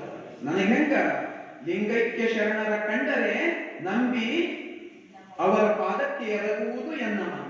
ಯಾರು ನಿಜವಾದ ಶರಣರ, ಲಿಂಗೈಕ್ಯರ, ಲಿಂಗ ಮತ್ತು ನಾನು ಒಂದು ಅಂತಕ್ಕಂಥ ಭಾವ ಯಾರು ಬಂದದ ಅವರೇ ನಿಜವಾದ ಶರಣರು. ಅವರಿಗೆ ನನ್ನ ಮನಸ್ಸು ಎರಗುತ್ತದ. ಅದಕ್ಕ ದಾಂಭಿಕ ಭಕ್ತಿಯನ್ನ ಯಾವತ್ತೂ ಮೆಚ್ತಿರಲಿಲ್ಲ ಚನ್ನಬಸವಣ್ಣ. ನಾನು ಲಿಂಗ ಕಟ್ಕೊಂಡು ಬಂದೀನಿ, ಅವ್ರಿಗೆ ಮೆಚ್ತಿರಲಿಲ್ಲ. ಯಾರು ನಿಜವಾಗ್ಲೂ ಅರಿವದ ಮತ್ತು ಆಚಾರ ಅವರನ್ನು ಮಾತ್ರ ಚನ್ನಬಸವಣ್ಣವರು ಹೋಗ್ತಿದ್ರು, ಇಲ್ಲ ಅಂದ್ರೆ. ಅದಕ್ಕೆ ಒಂದು ಕಡೆ ಹೇಳ್ತಾರ ಚನ್ನಬಸವಣ್ಣವರು, ಕಬ್ಬುಣದ ಸೊಣಗನ ತಂದು ಪರುಷವ ಮುಟ್ಟಿಸಲೊಡನೆ ಸುವರ್ಣದ ಸೊಣಗನ ಪರುಷವಾಗದರಿಯದು. ಎಷ್ಟು ಚಂದ ಹೇಳ್ತಾರೆ ವಚನದೊಳಗೆ. ಕಬ್ಬುಣದ ಸೊಣಗನ ತಂದು ಪರುಷವ ಮುಟ್ಟಿಸಲು ಸುವರ್ಣದ ಸೊಣಗನಪ್ಪುದು ಪರುಷವಾಗದರಿಯದು ನೋಡ. ಲೋಕದ ಮಾನವನ ತಂದು ಭಕ್ತನ ಮಾಡಿದರೆ ಲಾಂಛನ ಬಹುದು ಭಕ್ತನಾಗನೋಡ. ಗುರುಲಿಂಗಂ ಚರಲಿಂಗಂ ಭಾವಲಿಂಗಂ ಪ್ರಸಾದಕಂ ಚತುರ್ವಿಧಾತ್ಮಕಂ ಜ್ಞಾನಂ ಲಿಂಗಭಕ್ತಸ್ಯ ಲಕ್ಷಣಂ. ಇದು ಕಾರಣ ಕೂಡಲ ಚೆನ್ನ ಸಂಗಯ್ಯ ಮಜ್ಜನ ಕೆರೆವ ಭವಿಗಳನ್ನೆಂತೂ ಭಕ್ತರಲ್ಲಿ. ಸುಮ್ಮನೆ ಇಲ್ಲೇ ಹಿಡ್ಕೊಂಡು ಅದಕ್ಕೆ ನೀರು ಹಾಕೊಂಡು ಅವ್ರಿಗೆ ನಾ ಹೆಂಗ ಭಕ್ತ ಅಂತ ಕರೀಲಿ? ಯಾರು ನಿಜವಾದ ಭಕ್ತರಾಗ್ತಾರೆ? ಯಾವ ಒಬ್ಬನಿಗೆ ಕರ್ಕೊಂಡು ಬಂದ ನೀವು ಲಿಂಗ ದೀಕ್ಷೆ ಕೊಡೋಣ ಅವ ಭಕ್ತ ಆಗಲ್ಲ. ಗುರುವಿನಿಂದ ದೀಕ್ಷೆ ತಗೊಂಡ ತಕ್ಷಣ ಕಾತ ಭಕ್ತ ಆಗಲ್ಲ. ಅದಕ್ಕೆ ಬಹಳ ಚಂದ ಉದಾಹರಣೆ ಕೊಟ್ಟು ಹೇಳ್ತಾರ. ಏನ್ ಹೇಳ್ತಾರ? ಕಬ್ಬುಣದ ಸೊಣಗನ ತಂದು ಪರುಷವ ಮುಟ್ಟಿಸಲೊಡನೆ ಹೊನ್ನ ಸುಣಗವಪ್ಪುವುದು ಪರುಷನಾಗಲರಿಯದು ನೋಡ. ಪರುಷ ಅನ್ನುವ ಶಬ್ದ ನಾವು 10 ದಿನದಿಂದ ಕೇಳ್ಕೊಂಡು ಹೊಂಟಿವಿ. ಪರುಷ ಅನ್ನುವ ಒಂದು ಪದನ ಆಗ ಈಗ ಬಳಸ್ತೀವಿ, ಶರಣ ವಚನದಲ್ಲಿ ಬರ್ತದೆ. ಪರುಷ ಅಂಬದು ಒಂದು ಮಣಿ ಕತಿಗೊಳಗೆ ಬರ್ತದೆ, ಹಿಂಗಿರ್ತದ ಅಂತದ್ದು. ಯಾವ್ದಾದ್ರು ಕಬ್ಬಿಣ ಕೊಯ್ದು ಮುಟ್ಟದೆ ಬಂದ್ರ ಅದು ಬಂಗಾರ ಆಗ್ತದೆ. ಹಿಂಗ ಕವಿಗಳೆಲ್ಲ ಕಲ್ಪನೆ ಮಾಡಿರ್ತಕ್ಕಂಥ ವಸ್ತು ಅದು ಪರುಷ. ಪರುಷ ಮಣಿ ಹೆಂಗಿರ್ತದಂದ್ರ ಅದು ತಗೊಂಡು ಬಂದ ಈಗ ಕಬ್ಬಿಣದ ಇದಕ್ಕೆ ತಂದು ನಾನು ಪರುಷ ಮಣಿ ಹಚ್ಚದ ಅಂದ್ರ ಇದು ಏನಾಗ್ತದ ಅಂದ್ರೆ ಬಂಗಾರದ ಆಗ್ತದೆ. ಈಗ ಅನ್ಕೋಬೇಡ ನಮ್ಗದು ಸಿಕ್ಕದ್ ಚಂದ ಇತ್ತು, ಮನೆಗಿಂತ ಕಬ್ಬಿಣ ವಸ್ತು ಎಲ್ಲ ಬಂಗಾರ ಮಾಡ್ಕೊತಿದ್ದೇವೆ. ಅದು ಕವಿಗಳ ಕಲ್ಪನೆಯಲ್ಲಿರ್ತಕ್ಕಂಥ ವಸ್ತು. ಈಗ ಆ ಪರುಷ ತಗೊಂಡು ಬಂದು ಕಬ್ಬಿಣ ಇದ್ದಿದ್ದು, ಕಬ್ಬಿಣ ಮಾತ್ರ. ಅವಲೋಹದ ಪರುಷದ ಬಲದಿಂದ ಅವಲೋಹದ ಕೇಳು. ಈಗ ವಚನ ಹೇಳಬೇಕಾದ್ರೆ ಅವಲೋಹ ಅಂದ್ರೆ ಕಬ್ಬಿಣ. ಪರುಷ ಮಣಿಯನ್ನ ತಗೊಂಡು ಬಂದು ಕಬ್ಬಿಣಕ್ಕೆ ಹಚ್ಚದೆ ಅಂದ್ರ ಈ ಕಬ್ಬಿಣದ ಜಾಲಿ ಅದಲ್ಲ ಅದು ಬಂಗಾರದ ಆಗಲ್ಲ. ಕಬ್ಬಿಣದ ತಗಡ ಅದಲ್ಲ ಅದಕ್ಕೆ ಬಂದು ಪರುಷ ಮಣಿಯನ್ನ ಹಚ್ಚಿದ್ರ ಅದು ಬಂಗಾರದ ತಗಡ ಆಗಲ್ಲ. ಅದಕ್ಕೆ ಈ ವಚನದಲ್ಲಿ ಹೇಳ್ತಾರೆ ಚನ್ನಬಸವಣ್ಣನವರು, ಕಬ್ಬಿಣದ ಸೊಣಗನ ತಂದು ಪರುಷವ ಹುಟ್ಟಿಸದೊಡನೆ. ಒಂದು ವೇಳೆ ನಾವು ಕಬ್ಬಿಣದ ನಾಯಿ ತಗೊಂಡು ಬಂದೇವೆ ಅಂತ ಹೇಳ್ಕೊ. ಒಂದು ನಾಯಿ, ಸೊಣಗ ಅಂದ್ರೆ ನಾಯಿ. ಕಬ್ಬಿಣದ ನಾಯಿ ತಗೊಂಡು ಬಂದು ಅದು ಪರುಷ ಹುಟ್ಟಿಸಿದೆವು, ಏನಾಯ್ತದ? ಬಂಗಾರದ ನಾಯಿ ಆಯ್ತು. ನಾಯಿನೇ ಆಯ್ತು, ಕುದುರೆ ಆದ ನಾಯಿ ಅದ. ಈಟೆ ಕಬ್ಬಿಣದಿಂದ ಏನಾಗ್ಯದ? ಬಂಗಾರದ ಆಗ್ಯದ ಅಷ್ಟೇ. ಮತ್ತೊಂದು ನಾಯಿನೇ ಅದ, ಸ್ವಯಂ ಪರುಷವಾಗಲರಿಯದು ನೋಡ. ಬಸವಣ್ಣವ್ರು ಹೇಳಿರ್ಬೇಕು ಹಿಂಗ. ಬಸವಣ್ಣವ್ರು ಹಿಂಗ್ ಹೇಳಿರ್ಬೇಕು. ಹೆಂಗ್ ಹೇಳಿರ್ಬೇಕು? ಜ್ಯೋತಿಯ ಮುಟ್ಟಿ ಸ್ವಯಂ ಜ್ಯೋತಿ ಆದವು. ಜ್ಯೋತಿಯಿಂದ ಜ್ಯೋತಿ ಬೆಳಗ್ತಾ ಹೋಗ್ತದ. ಒಂದು ಜ್ಯೋತಿ ಮತ್ತೊಂದು ಜ್ಯೋತಿಯನ್ನ ಸ್ಪರ್ಶ ಮಾಡಿದೆವಂದ್ರ ಅದು ಜ್ಯೋತಿ ಬೆಳಗ್ತದ. ಅದನ್ನ ಮತ್ತೊಂದು ಜ್ಯೋತಿ ಸ್ಪರ್ಶ ಮಾಡಿದೆವಂದ್ರ ಅದು ಬೆಳಗ್ತದ. ಜ್ಯೋತಿಯಿಂದ ಜ್ಯೋತಿಗಳು ಹೊತ್ತುತ್ತಾ ಹೋಗುತ್ತವೆ. ಆದ್ರೆ ನಾ ಅದನ್ನು ಒಪ್ಪಲ್ಲ. ಪ್ರಕಾಶವನ್ನ ಮುಟ್ಟಿ ಎಲ್ಲರೂ ಪ್ರಕಾಶರಾಗ್ತಾರ, ಒಪ್ಪಲ್ಲ ನಾನು. ಶ್ರೇಷ್ಠನಾದ ಗುರುವಿನಲ್ಲಿ ದೀಕ್ಷೆ ತಗೊಳ್ಳೋಣ, ನಾನು ಶ್ರೇಷ್ಠ ಆಗ್ತೀನಿ. ನಾನು ಚಿತ್ರದುರ್ಗದ ಮುರುಘಾಶ್ರೀಗಳ ಹತ್ರ ದೀಕ್ಷೆ ತಗೊಂಡೀನಿ ಹಾಗಂತ ಹೇಳಿ ಅವ್ರ ಮಟ್ಟಕ್ಕೆ ಏರ್ತೀವಿ. ನಾನು ಭಾರತೀಯ ಚನ್ನಬಸವ ಪಟ್ಟದೇವರಿಂದ ದೀಕ್ಷೆಯನ್ನ ತಗೊಂಡೀನಿ, ನಾನು ಬಸವಲಿಂಗ ಪಟ್ಟದೇವರಿಂದ ದೀಕ್ಷೆಯನ್ನ ತಗೊಂಡೀನಿ, ನಾನು ತುಮಕೂರು ಶ್ರೀಗಳಿಂದ ದೀಕ್ಷೆಯನ್ನ ತಗೊಂಡೀನಿ. ಲಿಂಗ ದೀಕ್ಷೆಯನ್ನ ತೆಗೆದುಕೊಂಡ ತಕ್ಷಣಕ್ಕೆ ಯಾರು ಮಹಾನುಭಾವಿಗಳಾಗಕ್ಕೆ ಸಾಧ್ಯ. ಜ್ಯೋತಿ ಮುಕ್ತ ಕ್ಷಣಕ್ಕೆ ಜ್ಯೋತಿ ಆಗ್ತದ ಅನ್ನೋದು ಬಸವಣ್ಣನವರ ಅಭಿಮತ. ಪರುಷವನ್ನು ಮುಟ್ಟಿದ ತಕ್ಷಣಕ್ಕೆ ಎಲ್ಲರೂ ಪರುಷ ಆಗಕ್ಕೆ ಸಾಧ್ಯನೇ ಇಲ್ಲ. ಪರುಷವಾಗದರಿಯರು ನೋಡ, ಅದು ಮತ್ತು ನಾಯಿನೇ ಇರ್ತದ. ಬಸವಣ್ಣವರೇ ಒಂದು ಕಡೆ ಹೇಳ್ತಾರೆ, ನಾಯಿಗೆ ಶೃಂಗಾರ ಮಾಡಿ ಪಾಲ್ಕಿ ಮೇಲೆ ಕೂಡಿಸ್ಕೊಂಡು ತಗೊಂಡು ಹೋದೆವು ಅಂತ ಮೆರವಣಿಗೆ ಮಾಡ್ಕೋತಾರ. ನಾಯಿಗೆ ಹಿಂಗ ಮೆರವಣಿಗೆ ಮಾಡ್ಕೊಂಡು ಅದಕ್ಕೆಲ್ಲ ಅಲಂಕಾರ ಮಾಡಿದ್ದೇವೆ, ಅದಕ್ಕೆಲ್ಲ ಚಂದ ವಿಭೂತಿ ಎಲ್ಲ ಹಚ್ಚಿದ್ದೇವೆ, ಎಲ್ಲ ಮಾಡೋದಕ್ಕೆಲ್ಲ ಮಾಡಿ ಇದಕ್ಕೆ ಭಕ್ತ ಮಾಡಾರ ಅಂತ ಹೇಳಿ ತಗೊಂಡು ಹೋದೆವು. ಮೆರವಣಿಗೆ ಮಾಡ್ಕೋತ ಹೋಗತ್ತೆ ಊರಾಗೆಲ್ಲ ಇದು ಈಗ ಭಕ್ತ ಆಗ್ಯದ ಅಂತ ಹೇಳಿ ಹಾಗೆಲ್ಲ ತಿಪ್ಪಿ ಕಾಣಿಸ್ತು ಅಂತ ಹೇಳ್ತಾರೆ. ಕಂಡೊಡೆ ಬಿಡೋದು ಮುನ್ನಿನ ಸ್ವಭಾವವನ್ನು, ಅಂದಣವೇ ಬನೇರಿದ ಸೊಣಗನಂತೆ. ಅದು ಕಂಡೊಡೆ ಬಿಡೋದು ಮುಂದಿನ ಸ್ವಭಾವ. ನಾಯಿ ಯಾವತ್ತು ಬಿಡಕ್ ಸಾಧ್ಯ ಇಲ್ಲ. ನಾಯಿಯನ್ನ ತಗೊಂಡು ಬಂದು ನಾನು ಭಕ್ತ ಮಾಡ್ತೀನಿ ಅನ್ನೋದು ಸುಳ್ಳು ಮಾತು. ಚನ್ನಬಸವಣ್ಣವ್ರು ಹೇಳ್ತಾರೆ, ಸಾಧ್ಯನೇ ಇಲ್ಲ. ಭವಿಯನ್ನು ಭಕ್ತನಾಗಿಸುವುದು ಕಷ್ಟದ ಕೆಲಸ. ಆತ ಅರಿವಿನಿಂದ ಭಕ್ತನಾಗಬೇಕು, ಆತ ಆಚಾರದಿಂದ ಭಕ್ತನಾಗಬೇಕು. ಅರಿವು ಇಲ್ಲ, ಆಚಾರನೂ ಇಲ್ಲ, ಲಿಂಗ ಕಟ್ಟಿ ನಾನು ಶರಣ ಸಾಧ್ಯ ಇಲ್ಲ. ಚನ್ನಬಸವಣ್ಣವರು ಒಪ್ತಿದ್ದಿಲ್ಲ. ಅದು ಕೇಳ್ತಿರೋರು, ಕಬ್ಬುಣದ ಸೊಣಗನ ತಂದು ಪರುಷವ ಮುಟ್ಟಿಸದೊಡನೆ ಅದು ಸುವರ್ಣದ ಸೊಣಗನಪ್ಪುವುದು ಪರುಷವಾಗದರಿಯದು ನೋಡ. ಲೋಕದ ಮಾನವನ ತಂದು ಭಕ್ತನ ಮಾಡಿದಳೆ. ಯಾವಾಗ ಸಿಕ್ಕೊಂದು ಮನುಷ್ಯ ತಗೊಂಡು ಬಂದು ಅವನಿಗೆ ಭಕ್ತ ಮಾಡ ಮಾಡೋದು ಹೆಂಗಿರ್ತದ? ವೇಷಲಾಂಛನ ಅದು ಬರೀ ನೋಡ್ಕೊಳಕಷ್ಟೇ. ವೇಷಲಾಂಛನ ಭಕ್ತನಾಗ ನೋಡ. ಅದಕ್ಕ ನಾವು ಬರೀ ಲಿಂಗಕ್ ಮಜ್ಜನ ಮಾಡ್ತೀವಿ ಅನ್ನೋರಿಗೆ ನಾನು ಭಕ್ತ ಅಂತ ಒಪ್ಕೊಳ್ಳಲ್ಲ. ಇದು ಚನ್ನಬಸವಣ್ಣನವರಾಗಿ ಇಂಥ ವ್ಯಕ್ತಿತ್ವ ಇತ್ತು ಚನ್ನಬಸವಣ್ಣನವರು. ಅಷ್ಟಾಭರಣಗಳ ಬಗ್ಗೆ ಬಹಳ ಚಂದ ಹೇಳ್ಯಾರ. ಬಹುಶಃ ಸಮಯ ಸಾಲದು. ಶಟಸ್ಥಲಗಳ ಬಗ್ಗೆ ಬಹಳ ಚಂದ ಹೇಳ್ಯಾರ. ಅದಕ್ಕ ಅವ್ರು ಹೆಂಗ ಬದುಕಬೇಕು, ನಮ್ಮ ಆಚಾರಗಳು ಹೆಂಗಿರಬೇಕು, ಆಚಾರಗಳು ಹೆಂಗಿರಬೇಕು, ನಮ್ಮ ನಡೆ ಮತ್ತು ನುಡಿಗಳು ಹೆಂಗಿರಬೇಕು, ಚನ್ನಬಸವಣ್ಣವ್ರು ಹೇಳ್ತಾರೆ ಹೆಂಗಿರಬೇಕು. ಶಿವಭಕ್ತಿಯುಳ್ಳವನಿಗೆ ಕಾಮ ಬೇಡ, ಕ್ರೋಧ ಬೇಡ, ಲೋಭ ಬೇಡ, ಮೋಹ ಬೇಡ, ಮದ ಬೇಡ, ಮತ್ಸರ ಬೇಡ. ಯಾರು ಶಿವಭಕ್ತ ಇರ್ತಾರ ಅವರಿಗೆ ಬೇಡ. ಮತ್ತು ಮುಂದುವರೆದು ಹೇಳ್ತಾರೆ, ಶಿವಭಕ್ತನಾದವನಿಗೆ ಕಾಮ ಬೇಕು, ಕ್ರೋಧ ಬೇಕು, ಲೋಭ ಬೇಕು, ಮೋಹ ಬೇಕು, ಮದ ಬೇಕು, ಮತ್ಸರ ಬೇಕು. ಇದೆ ಕಾಮ ಬೇಡ, ಕ್ರೋಧ ಬೇಡ, ಮೋಹ ಬೇಡ, ಮದ ಬೇಡ, ಮತ್ಸರ ಬೇಡ, ಲೋಭ ಬೇಡ ಹೇಳಿದ್ರು. ಮತ್ತೆ ಅಲ್ಲೇ ಕೆಳಗೆ ಹೇಳ್ತಾರ ಕಾಮ ಬೇಕು, ಕ್ರೋಧ ಬೇಕು, ಲೋಭ ಬೇಕು, ಮೋಹ ಬೇಕು, ಮದ ಬೇಕು, ಮತ್ಸರ ಬೇಕು. ಹಾಗಾದ್ರೆ ಬೇಡ ಅಂದ್ರೆ ಯಾಕೆ ಬೇಡ, ಬೇಕಂದ್ರೆ ಯಾಕೆ ಬೇಕು? ಪ್ರಶ್ನೆ. ಬೇಕೆಂಬುದಕ್ಕಾವ ಗುಣ, ಬೇಕು ಅನ್ನೋದಾದ್ರೆ ಯಾಕೆ ಬೇಕು? ಕಾಮ ಬೇಕು ಲಿಂಗದಲ್ಲಿ. ಕಾಮ ಬಯಕೆ, ನಮಗೆ ಬಯಕೆ ಇರಬೇಕು. ಎದ್ರ ಮೇಲೆ ಬಯಕೆ ಇರಬೇಕು? ಲಿಂಗದ ಮೇಲೆ ಇರಬೇಕು. ಕಾಮ ಬೇಕು ಲಿಂಗದಲ್ಲಿ, ಕ್ರೋಧ ಬೇಕು ಕರಣಗಳಲ್ಲಿ. ಏನು ವಿಷಯಗಳವಲ್ಲ, ಮನಸ್ಸನ್ನ ಮತ್ತೊಂದೆಡೆಗೆ ಎಳಿತಕ್ಕಂಥ ವಿಷಯಗಳು, ಅವುಗಳಲ್ಲಿ ಕ್ರೋಧ ಬೇಕು, ಅದು ನಮಗೆ ಬರಬಾರದು ಅಂತೇಳಿ. ಲೋಭ ಬೇಕು ಪಾದೋದಕ ಪ್ರಸಾದಗಳಲ್ಲಿ. ನಮ್ಮ ಲೋಭ ಇರಬೇಕು, ನನಗೆ ಹೆಚ್ಚಿಗೆ ಸಿಗಲಿ ಅಂತೇಳಿ. ಯಾನ್ ಹೆಚ್ಚಿಗೆ ಸಿಗಬೇಕು? ಪಾದೋದಕ ಪ್ರಸಾದ ನನಗೆ ಸಿಗಲಿ ಅನ್ನೋ ಲೋಭ ಇರಬೇಕು. ಮೋಹ ಬೇಕು ಗುರು ಲಿಂಗ ಜಂಗಮದಲ್ಲಿ, ಗುರುಲಿಂಗ ಜಂಗಮದೊಳಗೆ ನಮ್ಮ ಮೋಹ ಇರಬೇಕು. ಮದ ಬೇಕು ಶಿವಾಚಾರವೇ ಘನವೆಂಬಲ್ಲಿ. ಅಹಂಕಾರ ಇರಬೇಕು. ಎಲ್ಲಿರ್ಬೇಕು? ಶಿವಾಚಾರನೇ ಎಲ್ಲಕ್ಕಿಂತ ಶ್ರೇಷ್ಠ ಅಂತ ಹೇಳುವಾಗ. ಮತ್ಸರ ಬೇಕು ಹೆಣ್ಣು ಹೊನ್ನು ಮಣ್ಣಿನಲ್ಲಿ, ಅಲ್ಲಿ ಮತ್ಸರ. ಹಾಗಾದ್ರೆ ಬೇಡ ಅಂದಿರಲ್ಲ, ಎಲ್ಲಿ ಬೇಡ? ಕಾಮ ಬೇಡ ಪರಸ್ತ್ರೀಯರಲ್ಲಿ, ಕ್ರೋಧ ಬೇಡ ಗುರುವಿನಲ್ಲಿ, ಲೋಭ ಬೇಡ ತನು ಮನದಲ್ಲಿ, ಮೋಹ ಬೇಡ ಸಂಸಾರದಲ್ಲಿ, ಮದ ಬೇಡ ಶಿವಭಕ್ತರಲ್ಲಿ, ಮತ್ಸರ ಬೇಡ ಸಕಲ ಪ್ರಾಣಿಗಳಲ್ಲಿ. ಇಂತಿ ಷಡ್ವಿಧ ಗುಣವನರಿದು ಮೆರೆಯಬೇಕು, ಆತನೇ ಸದ್ಭಕ್ತ ಕಾಣ ಕೂಡಲ ಚನ್ನ ಸಂಗಯ್ಯ. ಈ ರೀತಿಯ ಷಡ್ವಿಧಗಳನ್ನು ನಾವು ಅರ್ಥ ಮಾಡ್ಕೋಬೇಕಾಗ, ಅದನ್ನ ಅರ್ಥ ಮಾಡಿಕೊಳ್ಬೇಕಾಗ್ಯದ. ಆದ್ರೆ ನಾವು ಅರ್ಥ ಮಾಡ್ಕೊಳ್ಳೋದೇ ಬಹಳ ಕಷ್ಟ. ಏನ್ ಹೇಳ್ಯಾರ ಚನ್ನಬಸವಣ್ಣನವರು? ಕಾಮ ಬೇಡ ಪರಸ್ತ್ರೀಯರಲ್ಲಿ. ನುಡಿಯೊಳಗೆ ಹೇಳಲಿ, ನಡೆಯೊಳಗೆ ತರದ ಮನದಿಂದ ಶುದ್ಧನಾಗಬೇಕಾಗಿದೆ. ನಾವು ಯಾರಾದ್ರೂ ಹೆಣ್ಮಕ್ಳಿಗೆ ಕೆಳಕಿನವನಿಗೆ ಬೈತು ಕಾಮಪಿಶಾಚಿ, ಮನಸ್ಸೊಳಗೆ ಕೆಣಕ್ತೇವಂದ್ರೂ ಕಾಮಪಿಶಾಚಿ. ಮನದಿಂದಲೂ ಶುದ್ಧನಾಗಿರಬೇಕಾಗಿದೆ. ಕಾಮ ಬೇಡ ಪರಸ್ತ್ರೀಯರಲ್ಲಿ, ಕ್ರೋಧ ಬೇಡ ಗುರುವಿನಲ್ಲಿ. ಗುರುವಿನೊಳಗೆ ಯಾವತ್ತೂ ಸಿಟ್ಟನ್ನ ಮಾಡಿಕೊಳ್ಬೇಕಾಗಿದೆ. ಅದರ ಪರಿಸ್ಥಿತಿನೇ ಬದಲಾಯಿಸ್ಬಿಟ್ಟಿದ್ದೇವೆ ನಾವೆಲ್ಲ. ಗುರುವಿನೊಳಗೆ ಸಿಟ್ಟು ಹೆಚ್ಚಾನ ಹೆಚ್ಚಿನ ಬಹಳ ಸತ್ಯ ನೋಡಬೇಕು. ಮನ್ಯಾಗ ಮಕ್ಕಳು ಹೆಂಗೆ ಬೆಳೀತಾರಂದ್ರೆ ತಂದೆ ತಾಯಿ ನೋಡಿ ಬೆಳೀತಾರೆ.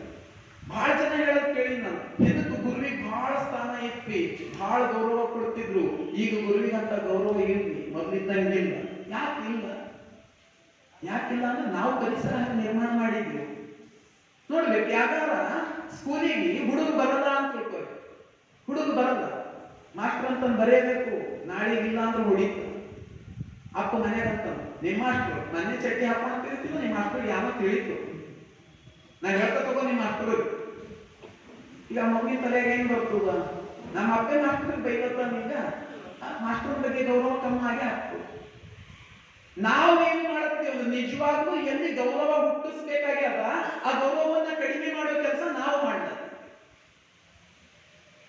ಮಾಸ್ಟರ್ ಮಾಡಿ ಕೆಲವೊಂದು ಕಡೆ ಗೊತ್ತಾಗಿಲ್ಲ.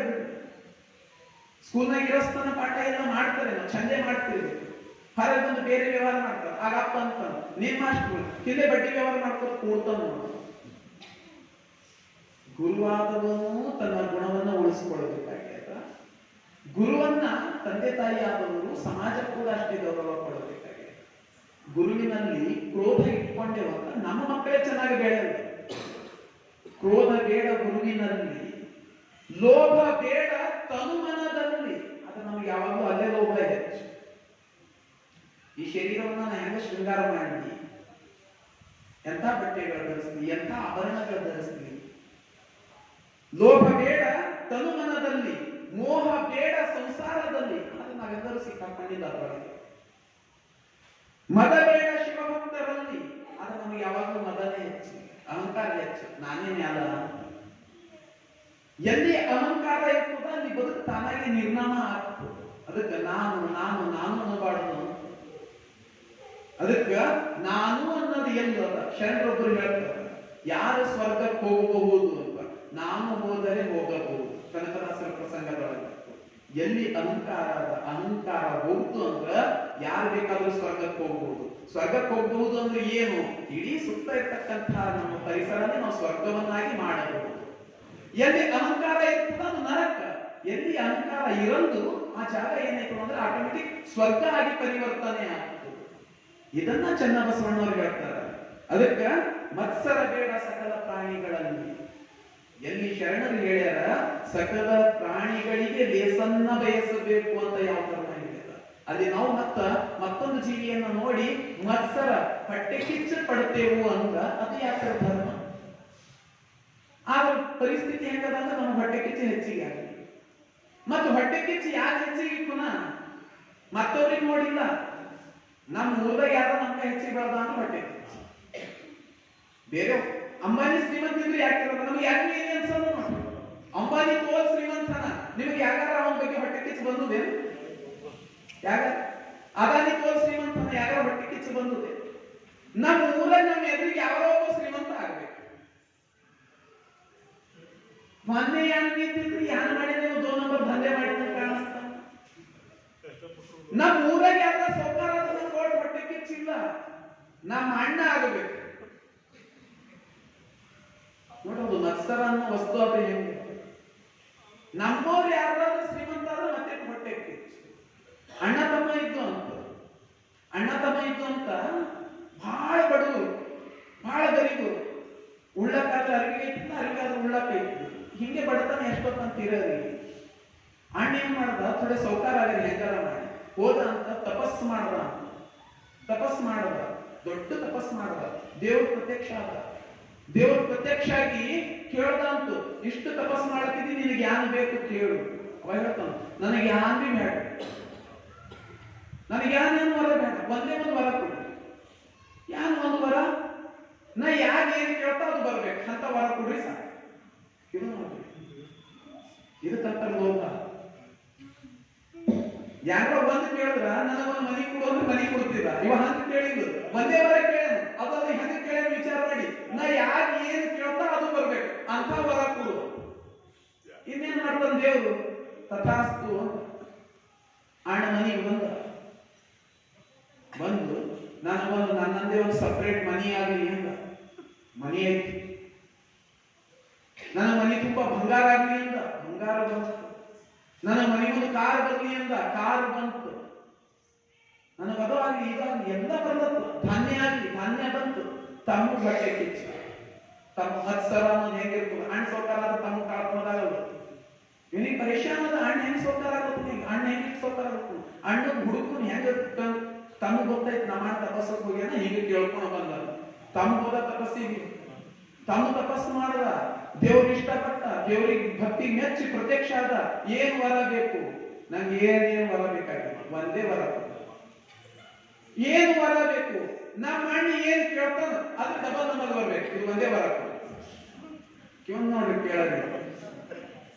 ಮನೆಗೆ ಬಂದ ಅಣ್ಣ ಅಂತ ನನ್ ಬೀದರ್ದಾಗ ಒಂದು ದೊಡ್ಡ ಬಿಲ್ಡಿಂಗ್ ಆಗಲಿ, ಅಣ್ಣದ ಒಂದು ಬಿಲ್ಡಿಂಗ್ ಆಯ್ತು.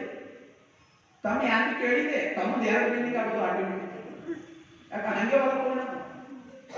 ಬೀದರ್ದಾಗ ಓಡಾಡಕ್ ಒಂದು ದೊಡ್ಡ ಮರ್ಸಿಡೀಸ್ ಬೆಂಚ್ ಕಾರ್ ಬರಲಿ ಎಂದ ಅಣ್ಣನ ಮನೆ ಮುಂದೆ ಒಂದು ಕಾರ್ ಬಂತು. ತಮ್ಮನ ಮನೆ ಮುಂದೆ 2 ಕಾರ್. ಅಣ್ಣಗ ಅನಿಸ್ತಂತು, ನನಗೊಬ್ಬಕ್ಕೆ ಚಂದನ ಹೆಂಡತಿ ಸಿಗಲಿ ಅಂತ. ಒಬ್ಬಕ್ಕೆ ಹೆಂಡತಿ ಸಿಕ್ಕಳು, ತಮ್ಮಗಿಬ್ಬರು ಹೆಂಡತಿದ್ದಾರೆ. ಒಬ್ಬಕ್ಕೆ ಸೌಟ್ ಹಿಡ್ಕೋಬೇಕು, ಒಬ್ಬಕ್ಕೆ ಬೆದರಣಿ ಹಿಡ್ಕೋಬೇಕು. ಇದು ಮತ್ಸರ. ನನ್ನ ಅಣ್ಣನಿಗಿಂತ ನನಗೆ ಹೆಚ್ಚಿಗೆ ಸಿಗ್ಲಿ, ನನ್ನ ತಮ್ಮನಿಗಿಂತ ನನಗೆ ಹೆಚ್ಚಿಗೆ ಸಿಗ್ಲಿ. ಈಗ ತಮ್ಮನ ಬಳಿ ಹೆಚ್ಚಾಗ್ಲತ್ತು, ಅಣ್ಣ ಹೊಟ್ಟೆ ಕಿಚ್ಚು. ಅಣ್ಣ ಅಂತ ನಂದು ಒಂದು ಕಣ್ಣು ಹೋಗ್ಲಿ, ಅಣ್ಣನ ಒಂದು ಕಣ್ಣು ಬೇಕು, ತಮ್ಮಂದು ಎರಡು. ಅಣ್ಣ ಅಂತ ನನ್ನ ಮನೆ ಕರೆಕ್ಟ್ ಬಾಗಿಲ ಮುಂದೆ 10 ಫೀಟಿನ ಬಾಯಿ ಆಗಲಿ ಅನ್ನ. ಅಣ್ಣನ ಮನೆ ಒಂದು ಬಾಗಿಲ ಮುಂದೆ ಒಂದು 10 ಫೀಟಿನ ಬಾಯಿ, ತಮ್ಮನ ಮನೆ 20 ಫೀಟಿನ ಬಾಯಿ. ಅದು ಡಬಲ್. ತಮ್ಮ ಹೀಗ್ ನಡ್ಕೋತ ಬಂದ ಬಾಗಿಲ ಹೋಗಿ ಬಾಯಿದಾಗ ಬಿದ್ದ ಸತ್ತ. ಅಣ್ಣ ಒಂದೇ ಕಣ್ಣು, ಯಾರು ನೆನಪಿಲ್ಲ ಏನಿಲ್ಲ, ಹಂಗೆ ನಡ್ಕೋತ ಬಂದ ಅವ ಒಂದ್ ಕಡೆ ಬಿದ್ದ, ಅವ ಸತ್ತ. ನಾವ್ ಯಾರನ್ನು ಹೆಂಗ ಅಂದ್ರ ಮತ್ತೊಬ್ಬರು ಕಮ್ಮ, ಯಾರು ಹೊಟ್ಟೆ ಕಿಚ್ಚ ನಾವು ಮತ್ತೊಬ್ರಿಗೆ ಹೆಚ್ಚಾಗಬಾರ್ದು, ಅವ್ರಿಗಿಂತ ಏಕ ನನಗೆ ಹೆಚ್ಚಿರಬೇಕು. ಮತ್ಸರ ಬೇಡ. ಮತ್ಸರ ಬೇಕು, ಎಲ್ಲಿ ಬೇಕು ಮತ್ಸರ? ಎಲ್ಲಿ ಬೇಕು?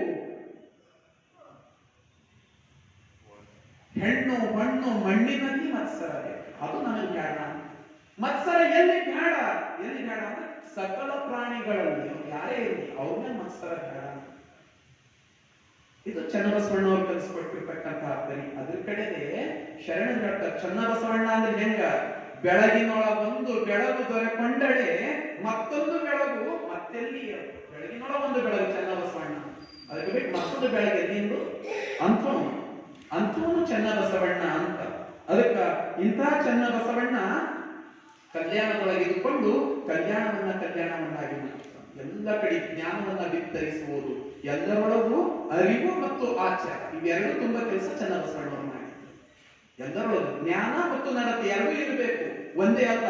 ಇದನ್ನ ಕಲಿಸ್ತಾ ನಡೆದಿರ್ತಕ್ಕಂಥವ್ರು ಚನ್ನಬಸವಣ್ಣ.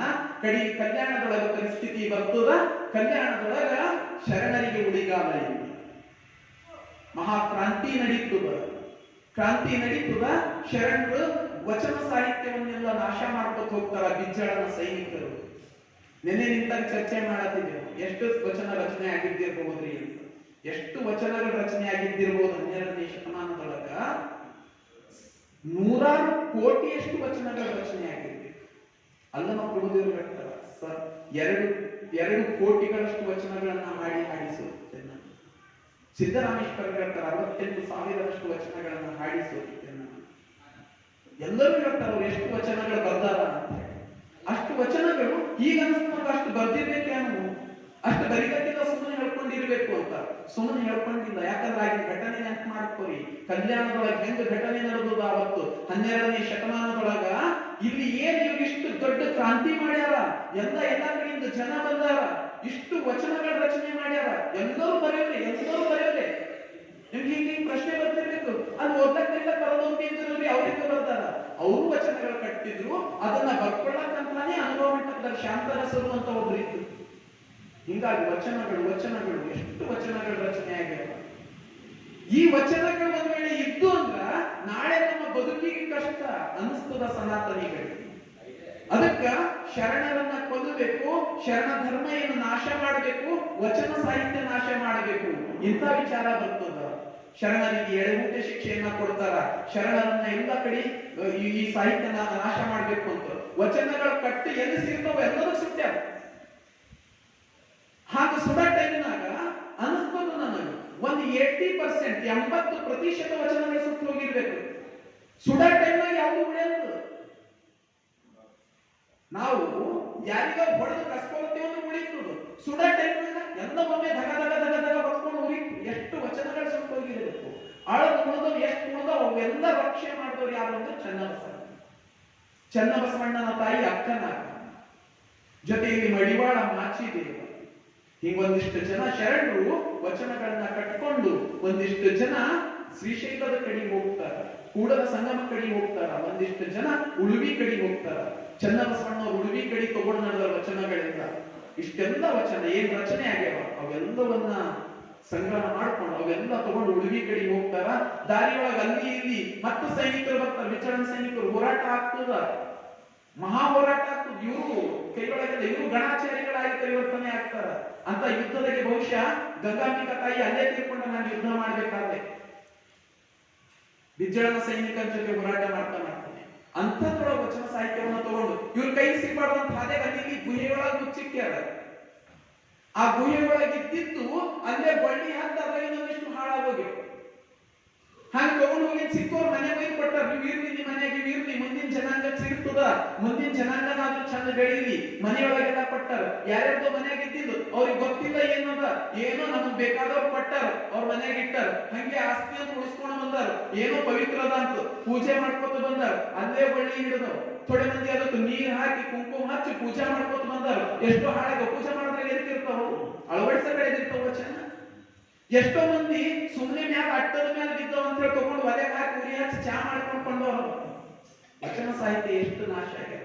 ಅದನ್ನ ಅಷ್ಟಾದ್ರೂ ಈಗ ಎಷ್ಟು ಸಿಕ್ಕದಲ್ಲ ಅಷ್ಟಾದ್ರೂ ಪ್ರಮಾಣ ಉಳಿಸ್ಕೊಟ್ಟಿರ್ತಕ್ಕಂಥವ್ರು ಚೆನ್ನಬಸವಣ್ಣ ಅಂತ. ಚೆನ್ನಬಸವಣ್ಣ ಅವ್ರು ಉಳಿವಿ ಕಡೆ ತಗೊಂಡು ಹೋಗಿ ಇವತ್ತು ಈ ಇಷ್ಟು ವಚನಗಳನ್ನ ರಕ್ಷೆ ಮಾಡ್ತಿದ್ದಿಲ್ಲ ಅಂದ್ರ ನಮಗೆ ಇಷ್ಟೊಂದು ವಚನಗಳು ಸಿಕ್ತಿರ್ಲಿಲ್ಲ. ಅದಕ್ಕೆ ನಾವು ಚೆನ್ನಬಸವಣ್ಣನವ್ರಿಗೆ ಋಣಿಯಾಗಿರ್ಬೇಕು.